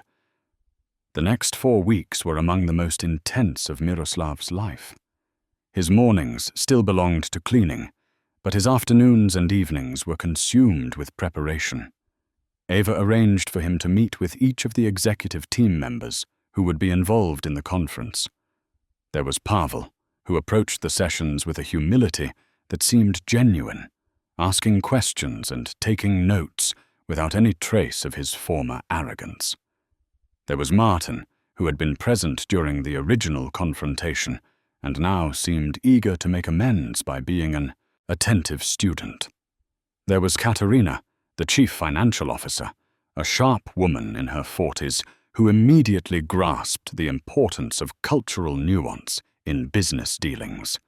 And there were others, a rotating cast of managers and directors who came to Miroslav's small office seeking guidance. He taught them how to greet business partners in their native languages, how to structure meetings according to different cultural norms, how to read body language and indirect communication.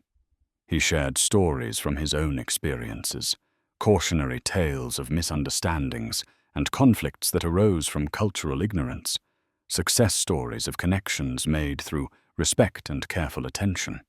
He found that he loved this work even more than the simple language tutoring.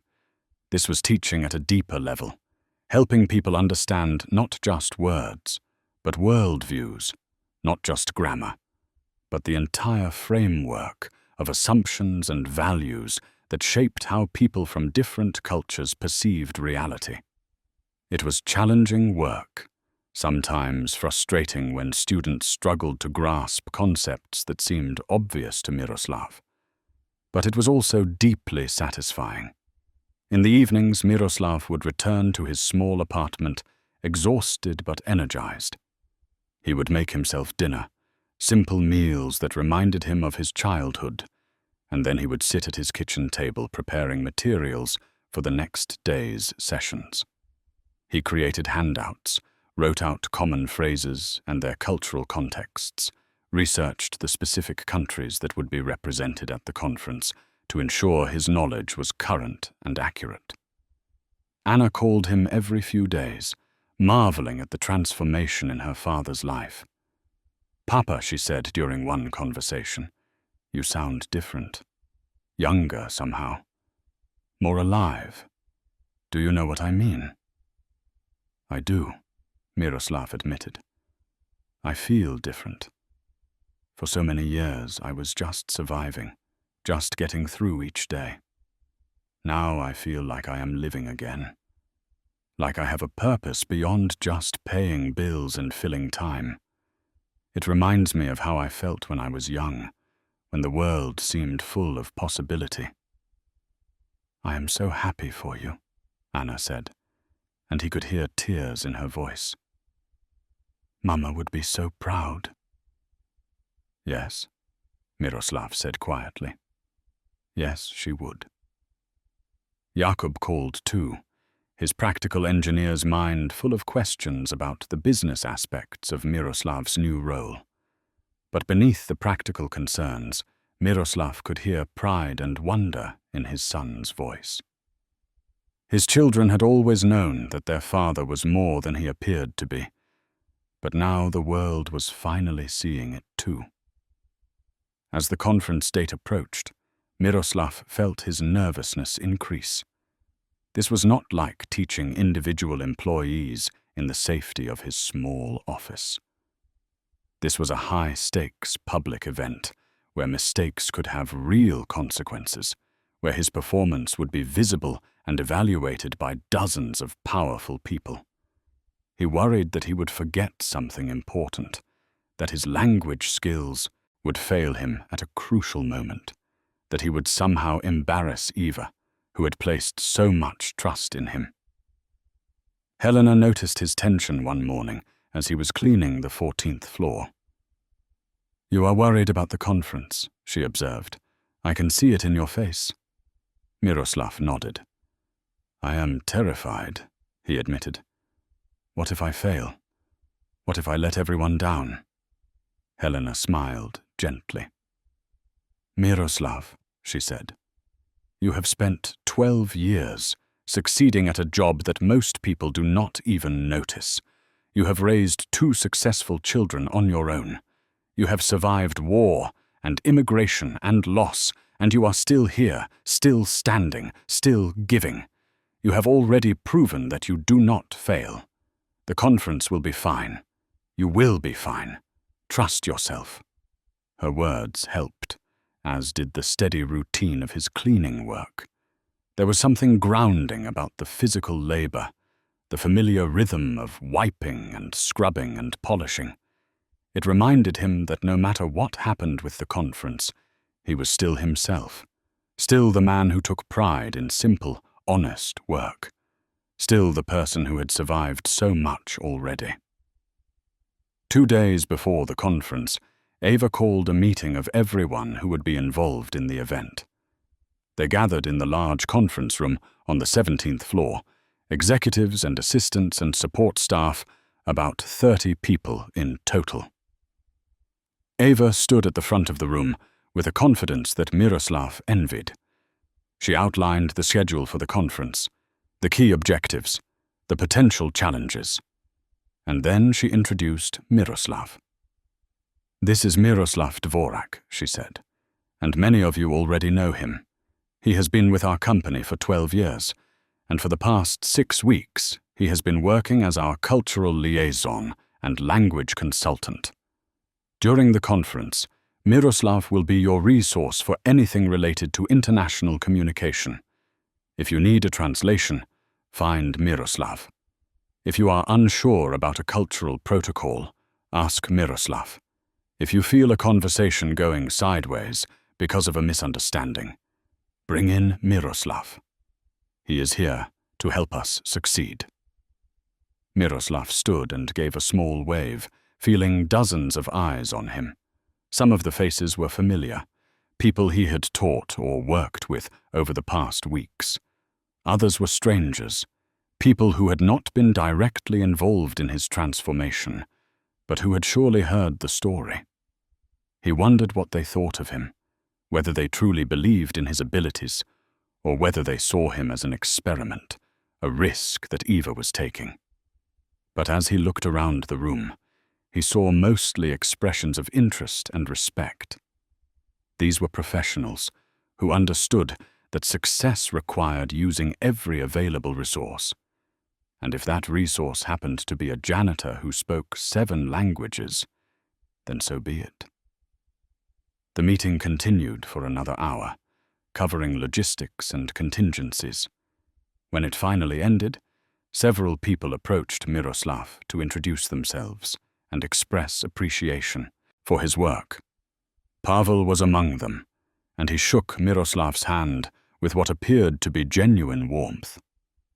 "Thank you," Pavel said quietly, "for agreeing to help with this and for being patient with me as I learn. I know I have a long way to go." "We all do," Miroslav replied. "Learning never stops. That is one of the beautiful things about being human." The morning of the conference arrived with unexpected snow, early flakes drifting down from a grey sky and coating the city in white. Miroslav stood at his apartment window watching the snow fall, a cup of tea warming his hands. He had barely slept, his mind running through phrases and protocols, reviewing everything he had prepared over the past month. But now, watching the peaceful descent of snow, he felt a strange calm settle over him. This was the day. Everything he had been preparing for, everything that had led from that confrontation with Pavel to this moment, it all came down to the next 8 hours. He dressed carefully, not in his blue cleaning uniform, but in the suit that Eva had insisted the company purchase for him. It was simple but well made, charcoal grey, with a white shirt and a dark blue tie. When he looked at himself in the mirror, he barely recognized the man staring back. This was not the invisible janitor. This was someone else, someone who belonged in conference rooms and business negotiations. The building was already bustling with activity when Miroslav arrived at 7 in the morning. Catering staff were setting up refreshments in the main conference hall. Technicians were testing microphones and projection systems. Assistants rushed back and forth with folders and schedules and last-minute adjustments. Eva stood in the center of the organized chaos, directing operations with calm efficiency. When she saw Miroslav, her face broke into a relieved smile. "There you are," she said, crossing the room to greet him. "How are you feeling? Ready?" "As ready as I can be," Miroslav said honestly. "Nervous but ready." "Good," Eva said. "Nervous is fine. Nervous means you care about doing well. Just remember, you know more than you think you do. Trust your instincts, and know that I believe in you completely." The first delegates began arriving at 8:30. They came in small groups, representatives from companies in Germany, France, Spain, Italy, Russia, China, Japan, Brazil, and several other countries. They were executives and managers and specialists, people accustomed to international business, fluent in the language of commerce and negotiation. Eva had asked Miroslav to be present in the lobby to welcome them, to make a good first impression. So he stood near the entrance, and as each group arrived, he greeted them in their own language, welcoming them to the city and to the building, offering to help with anything they might need. The effect was immediate and powerful. Faces that had been neutral or guarded softened into smiles when they heard their native language spoken. They responded, with warmth, asking questions, making small talk, treating Miroslav not as a servant, but as a colleague. He learned their names, made mental notes about their personalities and preferences, began building the kind of rapport that would be essential when difficult negotiations began. A delegate from Germany, a stern-looking man named Klaus, seemed particularly impressed. "Your German is excellent," he told Miroslav. "Where did you learn it?" "I grew up near the border," Miroslav explained. My father was a translator. He believed that language was the key to understanding between people. Klaus nodded approvingly. A wise man, your father. We need more people like him in this world. Too much division, not enough communication. Miroslav agreed wholeheartedly, and they spoke for several more minutes about language and culture and the challenges of doing business across borders. By the time Klaus moved on to join his colleagues, Miroslav felt that he had made a genuine connection, laid groundwork that would serve the company well in the negotiations to come. The morning sessions began at 9 o'clock. Miroslav sat in the back of the main conference hall, observing as Eva and other company executives made their presentations. He had been briefed on the business objectives, understood what deals were being proposed, what partnerships were being sought. His role was not to participate in the business discussions directly, but to watch for signs of miscommunication, to be ready to step in if cultural misunderstandings threatened to derail conversations. For the first hour, everything went smoothly. The presentations were professional. The delegates asked thoughtful questions. The atmosphere was cordial and productive. But then, during a question and answer session, Miroslav noticed tension developing between Pavel and one of the Japanese delegates, a woman named Akiko. Pavel was explaining a proposed timeline for a partnership, speaking in English, which was the common language of the conference.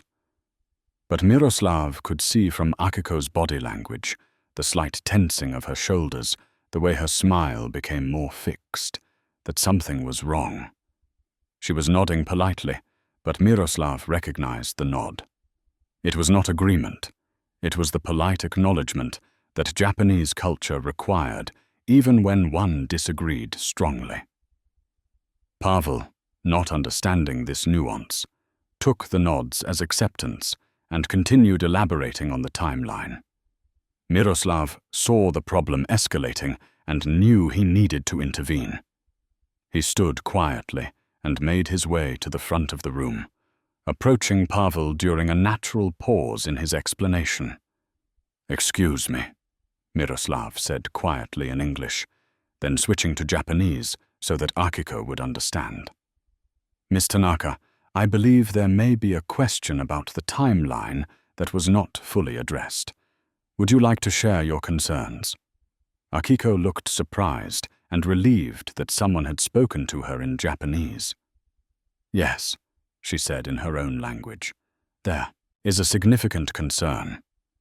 The timeline proposed does not account for the approval processes required in our company. We have multiple levels of review that must be completed. This timeline assumes decisions can be made quickly, but that is not how we work. It feels rushed and does not respect our procedures." Miroslav translated this for Pavel, adding some context about Japanese business culture and the importance of acknowledging hierarchical decision-making processes. Pavel's expression shifted from confidence to concern as he understood the mistake he had been making. "Thank you," Pavel said, looking at Akiko. "I apologize. I did not understand the concern. Can we discuss a timeline that would work better for your company's process?"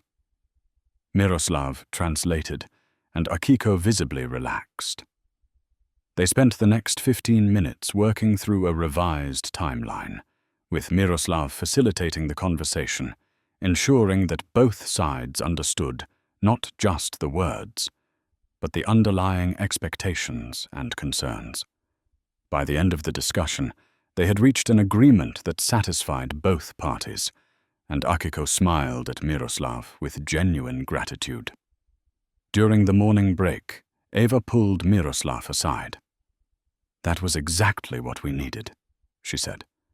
"You saw the problem before it became a crisis, and you solved it gracefully. This is why you are here. This is what I knew you could do." The rest of the morning brought similar challenges. A French delegate felt insulted by what he perceived as overly casual language from one of the company managers. A Russian representative was confused by indirect communication style and needed things stated more explicitly. A Brazilian executive felt that the formal atmosphere was too cold and needed some personal connection before discussing business. In each case, Miroslav identified the issue and helped bridge the gap, sometimes through direct translation, sometimes through quiet consultations with company staff, sometimes simply by being present as a cultural interpreter who could help both sides understand each other better. By lunchtime, Miroslav was exhausted but exhilarated. This was the most challenging work he had done in years, requiring him to draw on every ounce of knowledge and experience he had accumulated over 6 decades of life. But it was also deeply satisfying.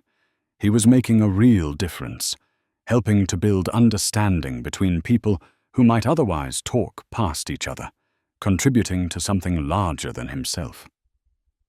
Lunch was a buffet-style meal in a large dining room adjacent to the conference hall.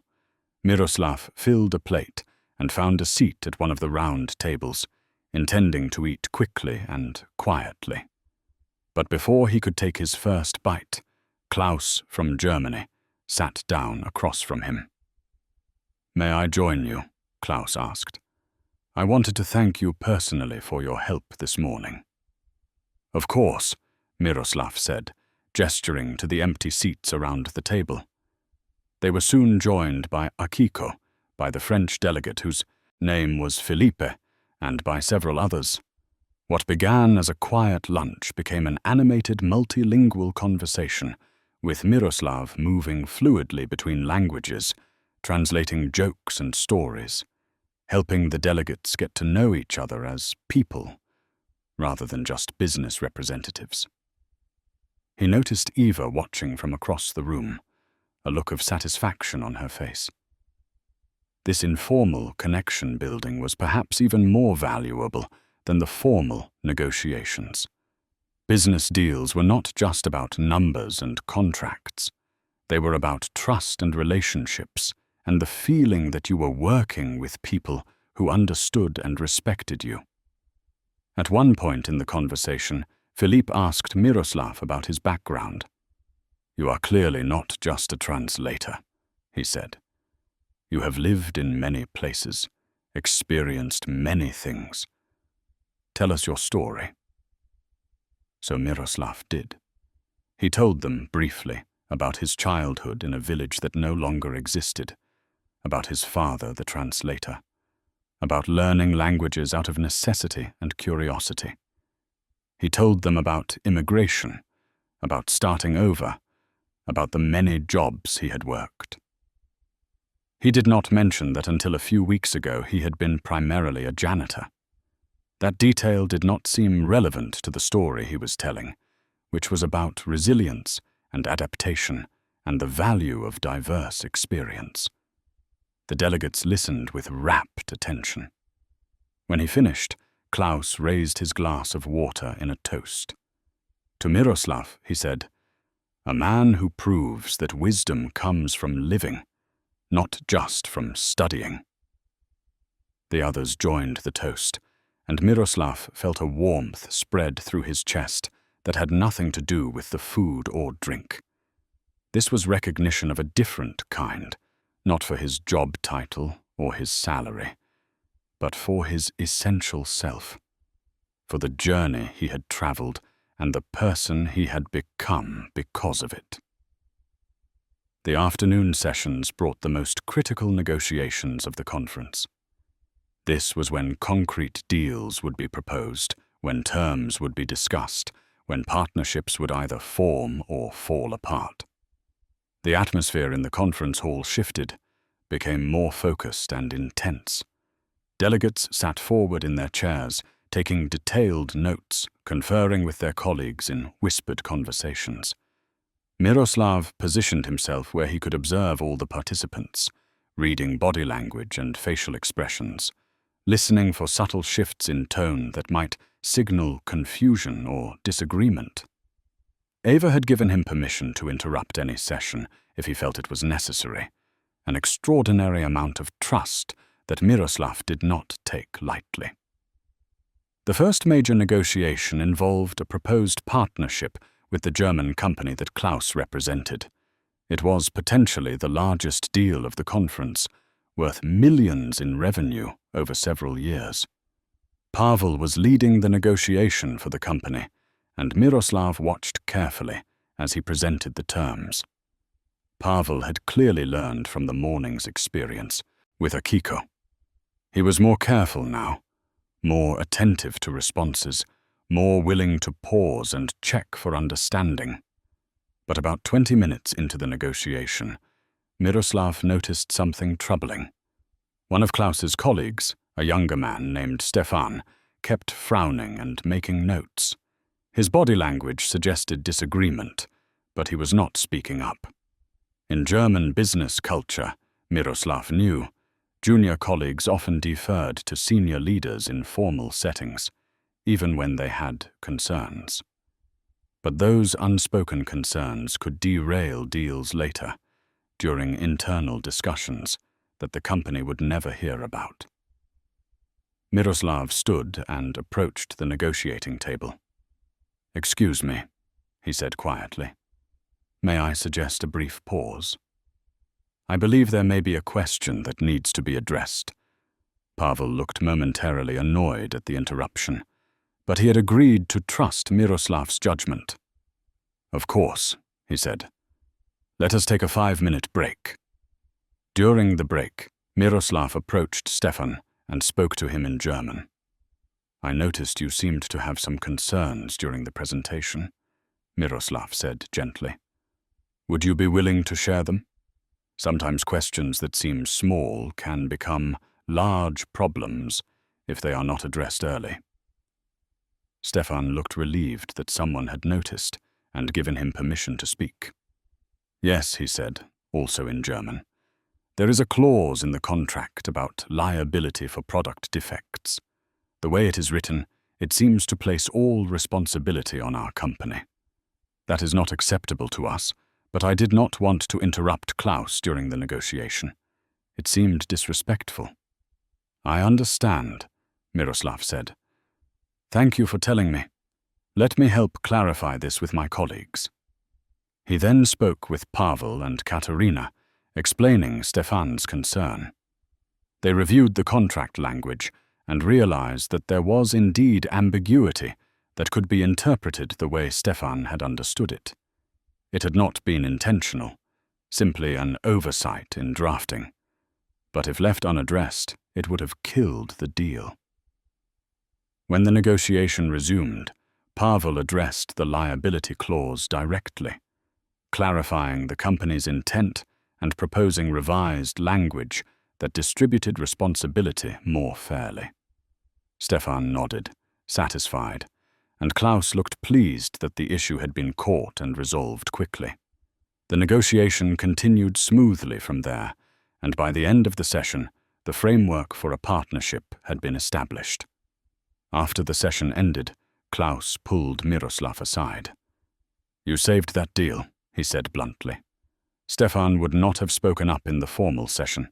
He would have reported his concerns to me later, after we left, and I would have had to tell your company that we needed to reconsider. Instead, you created space for the problem to be solved immediately. That is the mark of someone who truly understands how business across cultures actually works." The afternoon progressed with several more negotiations, each presenting its own challenges. During a discussion with the Chinese delegates, Miroslav noticed that the concept of ownership in a proposed partnership was being understood differently by each side. The company representatives thought they were offering a minority stake, but the Chinese delegates were hearing something closer to a controlling interest. The misunderstanding stemmed from subtle differences in how financial terms were being translated and contextualized. Miroslav intervened again, this time bringing in an actual contract and going through the specific terms in Mandarin with the Chinese delegates, ensuring that everyone understood exactly what was being proposed. It took an extra 30 minutes, but it prevented what could have been a catastrophic misunderstanding.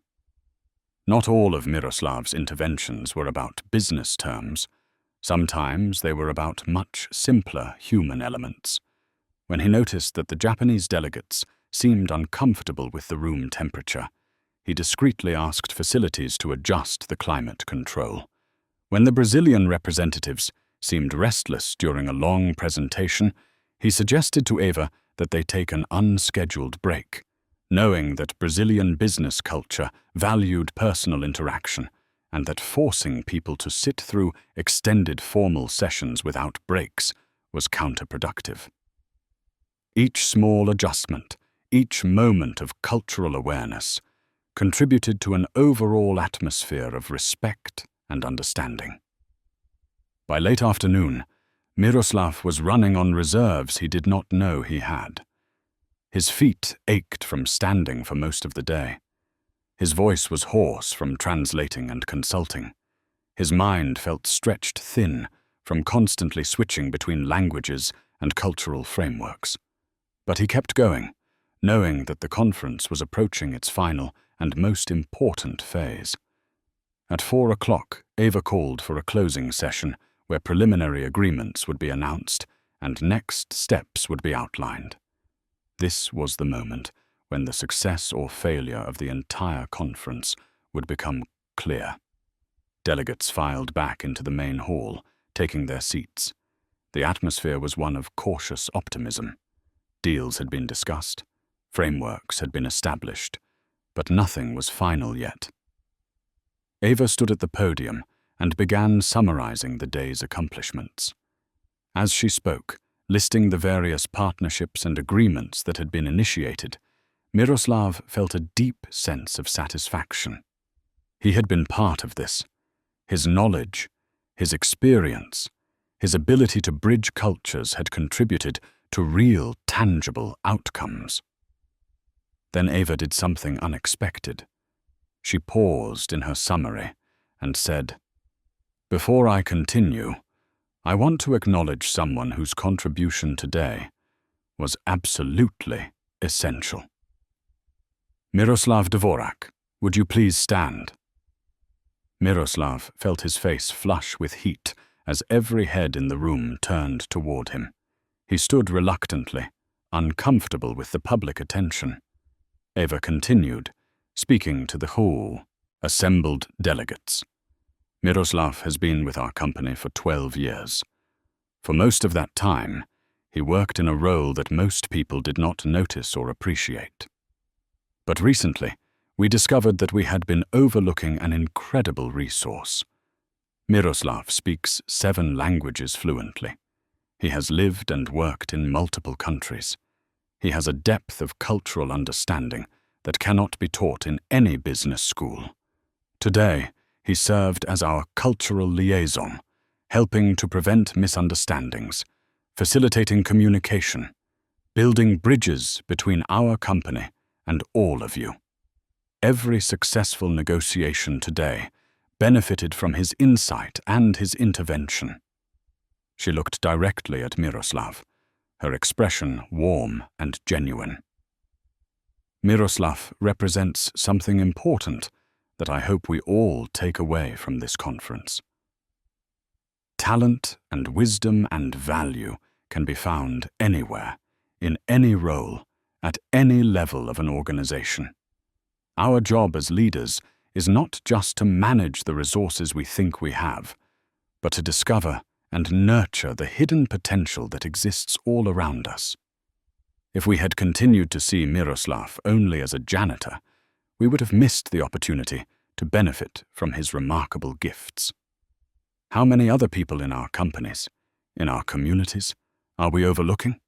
How much potential are we wasting because we judge people by their job titles or their appearance rather than by their actual capabilities? The room erupted in applause. The delegates stood, offering Miroslav a standing ovation that went on for what felt like an eternity, but was probably only 30 seconds. He stood there, overwhelmed, tears threatening to spill from his eyes, holding on to his composure with great effort. When the applause finally subsided and he was able to sit down, Klaus caught his eye from across the room and gave him a thumbs up. Akiko bowed slightly in his direction, a gesture of deep respect. Felipe was grinning and clapping enthusiastically. These people, who just this morning had been strangers from distant countries, now felt like colleagues, like friends, like people who saw him for who he truly was. The conference concluded with wine and refreshments, a more relaxed atmosphere where delegates mingled and exchanged contact information and made plans for future meetings. Miroslav found himself surrounded by people wanting to thank him, to exchange business cards, to tell him that they hoped to work with him again in future conferences. Pavel approached him with 2 glasses of wine, offering one to Miroslav. "Thank you," Pavel said simply, "for everything. For what you did today, yes, but also for what you did that day in the hallway weeks ago. You changed this company. You changed me. I am grateful." They clinked glasses and drank. 2 men who had started as adversaries and had somehow found their way to mutual respect. 3 months after the conference, Miroslav stood in his small office on the 15th floor, packing books into a box. Not because he was leaving, but because he was moving. The company had offered him a larger office on the 17th floor, closer to the executive suites, a space that better reflected his expanded role. He was now officially the Director of Cultural Relations and Language Services, a title that still felt strange on his tongue, but that he had grown into over the past weeks. The conference had been a turning point, not just for Miroslav, but for the entire company. The partnerships established that day had proven successful, generating revenue and opening doors to new markets. Other companies had heard about the innovative approach to cultural consultation and had reached out, wanting to learn more, wanting to hire Miroslav for their own international negotiations. He had become, improbably, something of a minor celebrity in business circles, the janitor who spoke 7 languages and helped bridge cultural divides. But success had not changed the essential core of who Miroslav was. He still arrived at work early. He still believed in the dignity of simple, honest labor. And twice a week, on Tuesday and Thursday mornings, he still cleaned. Not because he had to, but because he wanted to. The physical work grounded him, reminded him of where he had come from, kept him connected to the other cleaning staff, who had been his colleagues and friends for so many years. Helena had tried to talk him out of it at first, worried that it sent the wrong message or that executives would think it was beneath his new position. But Miroslav had been firm. "There is no shame in this work," he had told her. "There never was. I will not abandon it now just because I have another title. If people think less of me for cleaning, then they have learned nothing from any of this." Eva had supported his decision, understanding the symbolism and the principle behind it. She had even issued a company-wide memo explaining that Miroslav's continued participation in cleaning work was a choice that reflected the company's values about the dignity of all work and the worth of all workers. Some people understood and respected it. Others thought it was strange or performative. Miroslav did not particularly care what they thought. He knew his own reasons, and that was enough. A knock on his office door interrupted his packing. It was Anna, his daughter, who had taken the day off work to help him move his things. She had brought coffee and pastries, and she was smiling that radiant smile that reminded him so much of her mother. "Papa," she said, setting down the coffee and immediately starting to help pack books. "I still cannot believe all of this. Every time I visit, there is something new. A bigger office, more responsibilities, articles about you in business magazines. My father, the famous cultural consultant. Miroslav laughed. Not so famous, he said, and still the same person I was before, just with more opportunities to use what I know. But you are different, Anna insisted gently. Happier. More yourself, if that makes sense. Like you finally stopped hiding. He considered this as they worked together, packing his modest possessions. She was right, of course. He was more himself now than he had been in many years. The confrontation with Pavel, as painful and risky as it had been, had cracked open something inside him that had been locked away for too long. It had reminded him that he was more than his circumstances, more than his job title, more than what others assumed about him. It had given him permission to be whole again. They finished packing and carried the boxes down the hall to the new office. It was 3 times the size of his old space, with large windows that offered a view of the river and the old town beyond.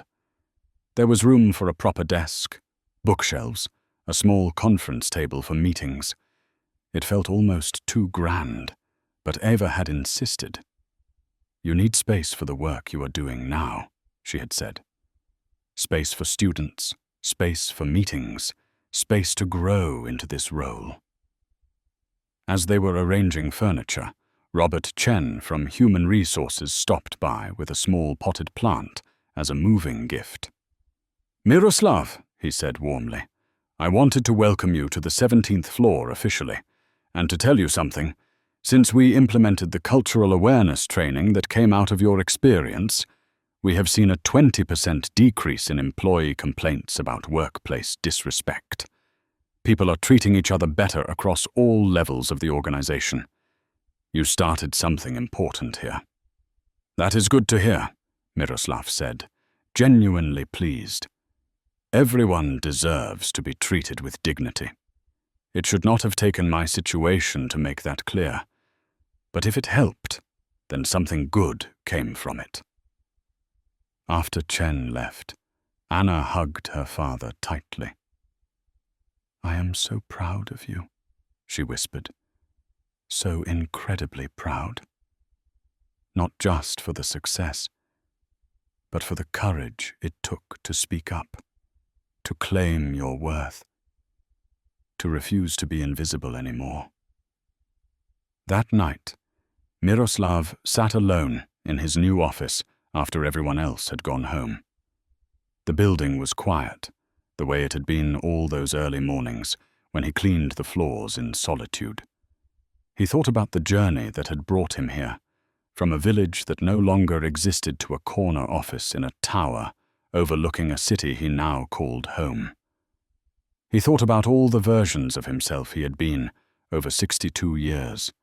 The boy learning languages by candlelight, the young man working in factories and dreaming of something more, the immigrant starting over with nothing, the husband and father trying to provide for his family, the widower learning to live with loss, the janitor making himself small and invisible to survive, and now this, whatever this new version was.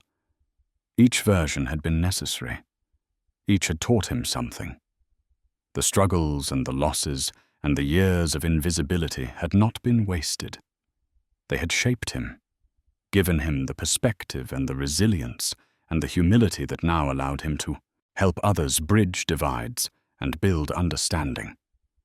On his desk was a framed photograph that Anna had insisted he display. It showed Miroslav at the conference, standing between Klaus and Akiko, all 3 of them smiling.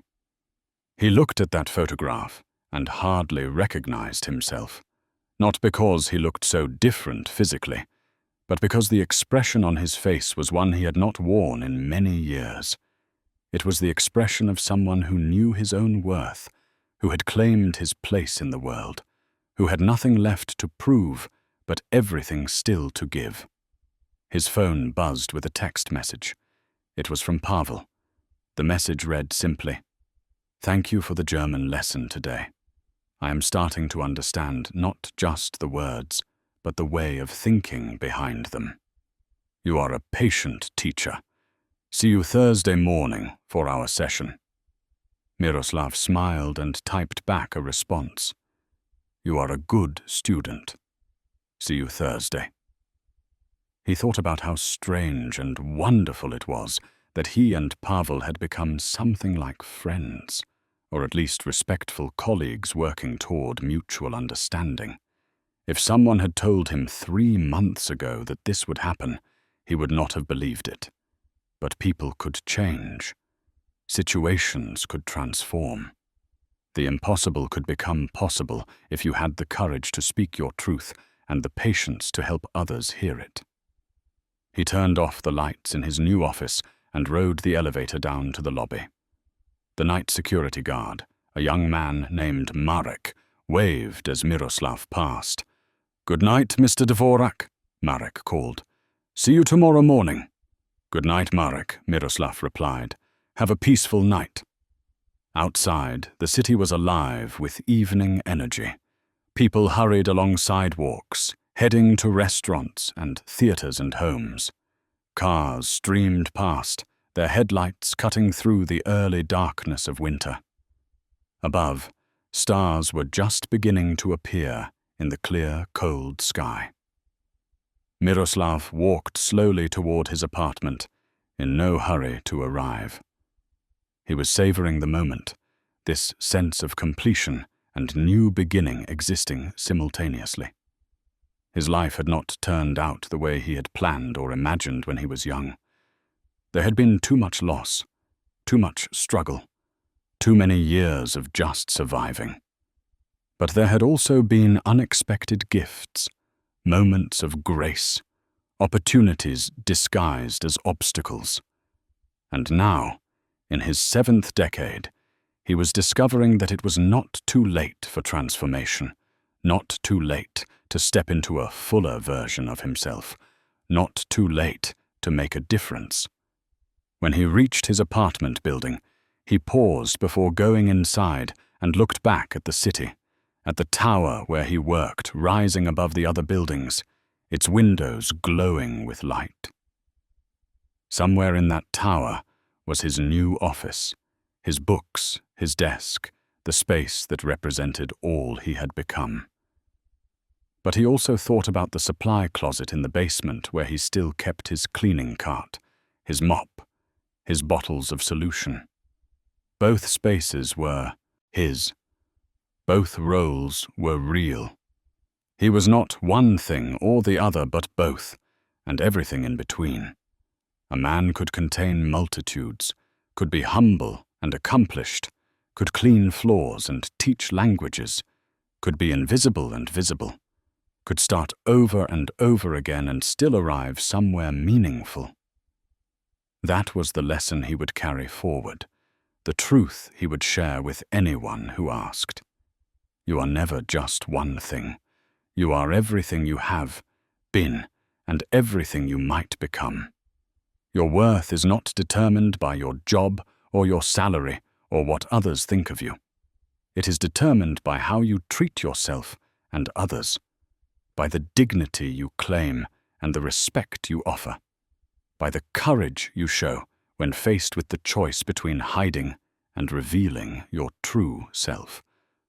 Miroslav Dvorak, former janitor and current director of cultural relations, climbed the stairs to his small apartment, made himself a cup of tea, and sat by the window watching the snow begin to fall once more on the city below.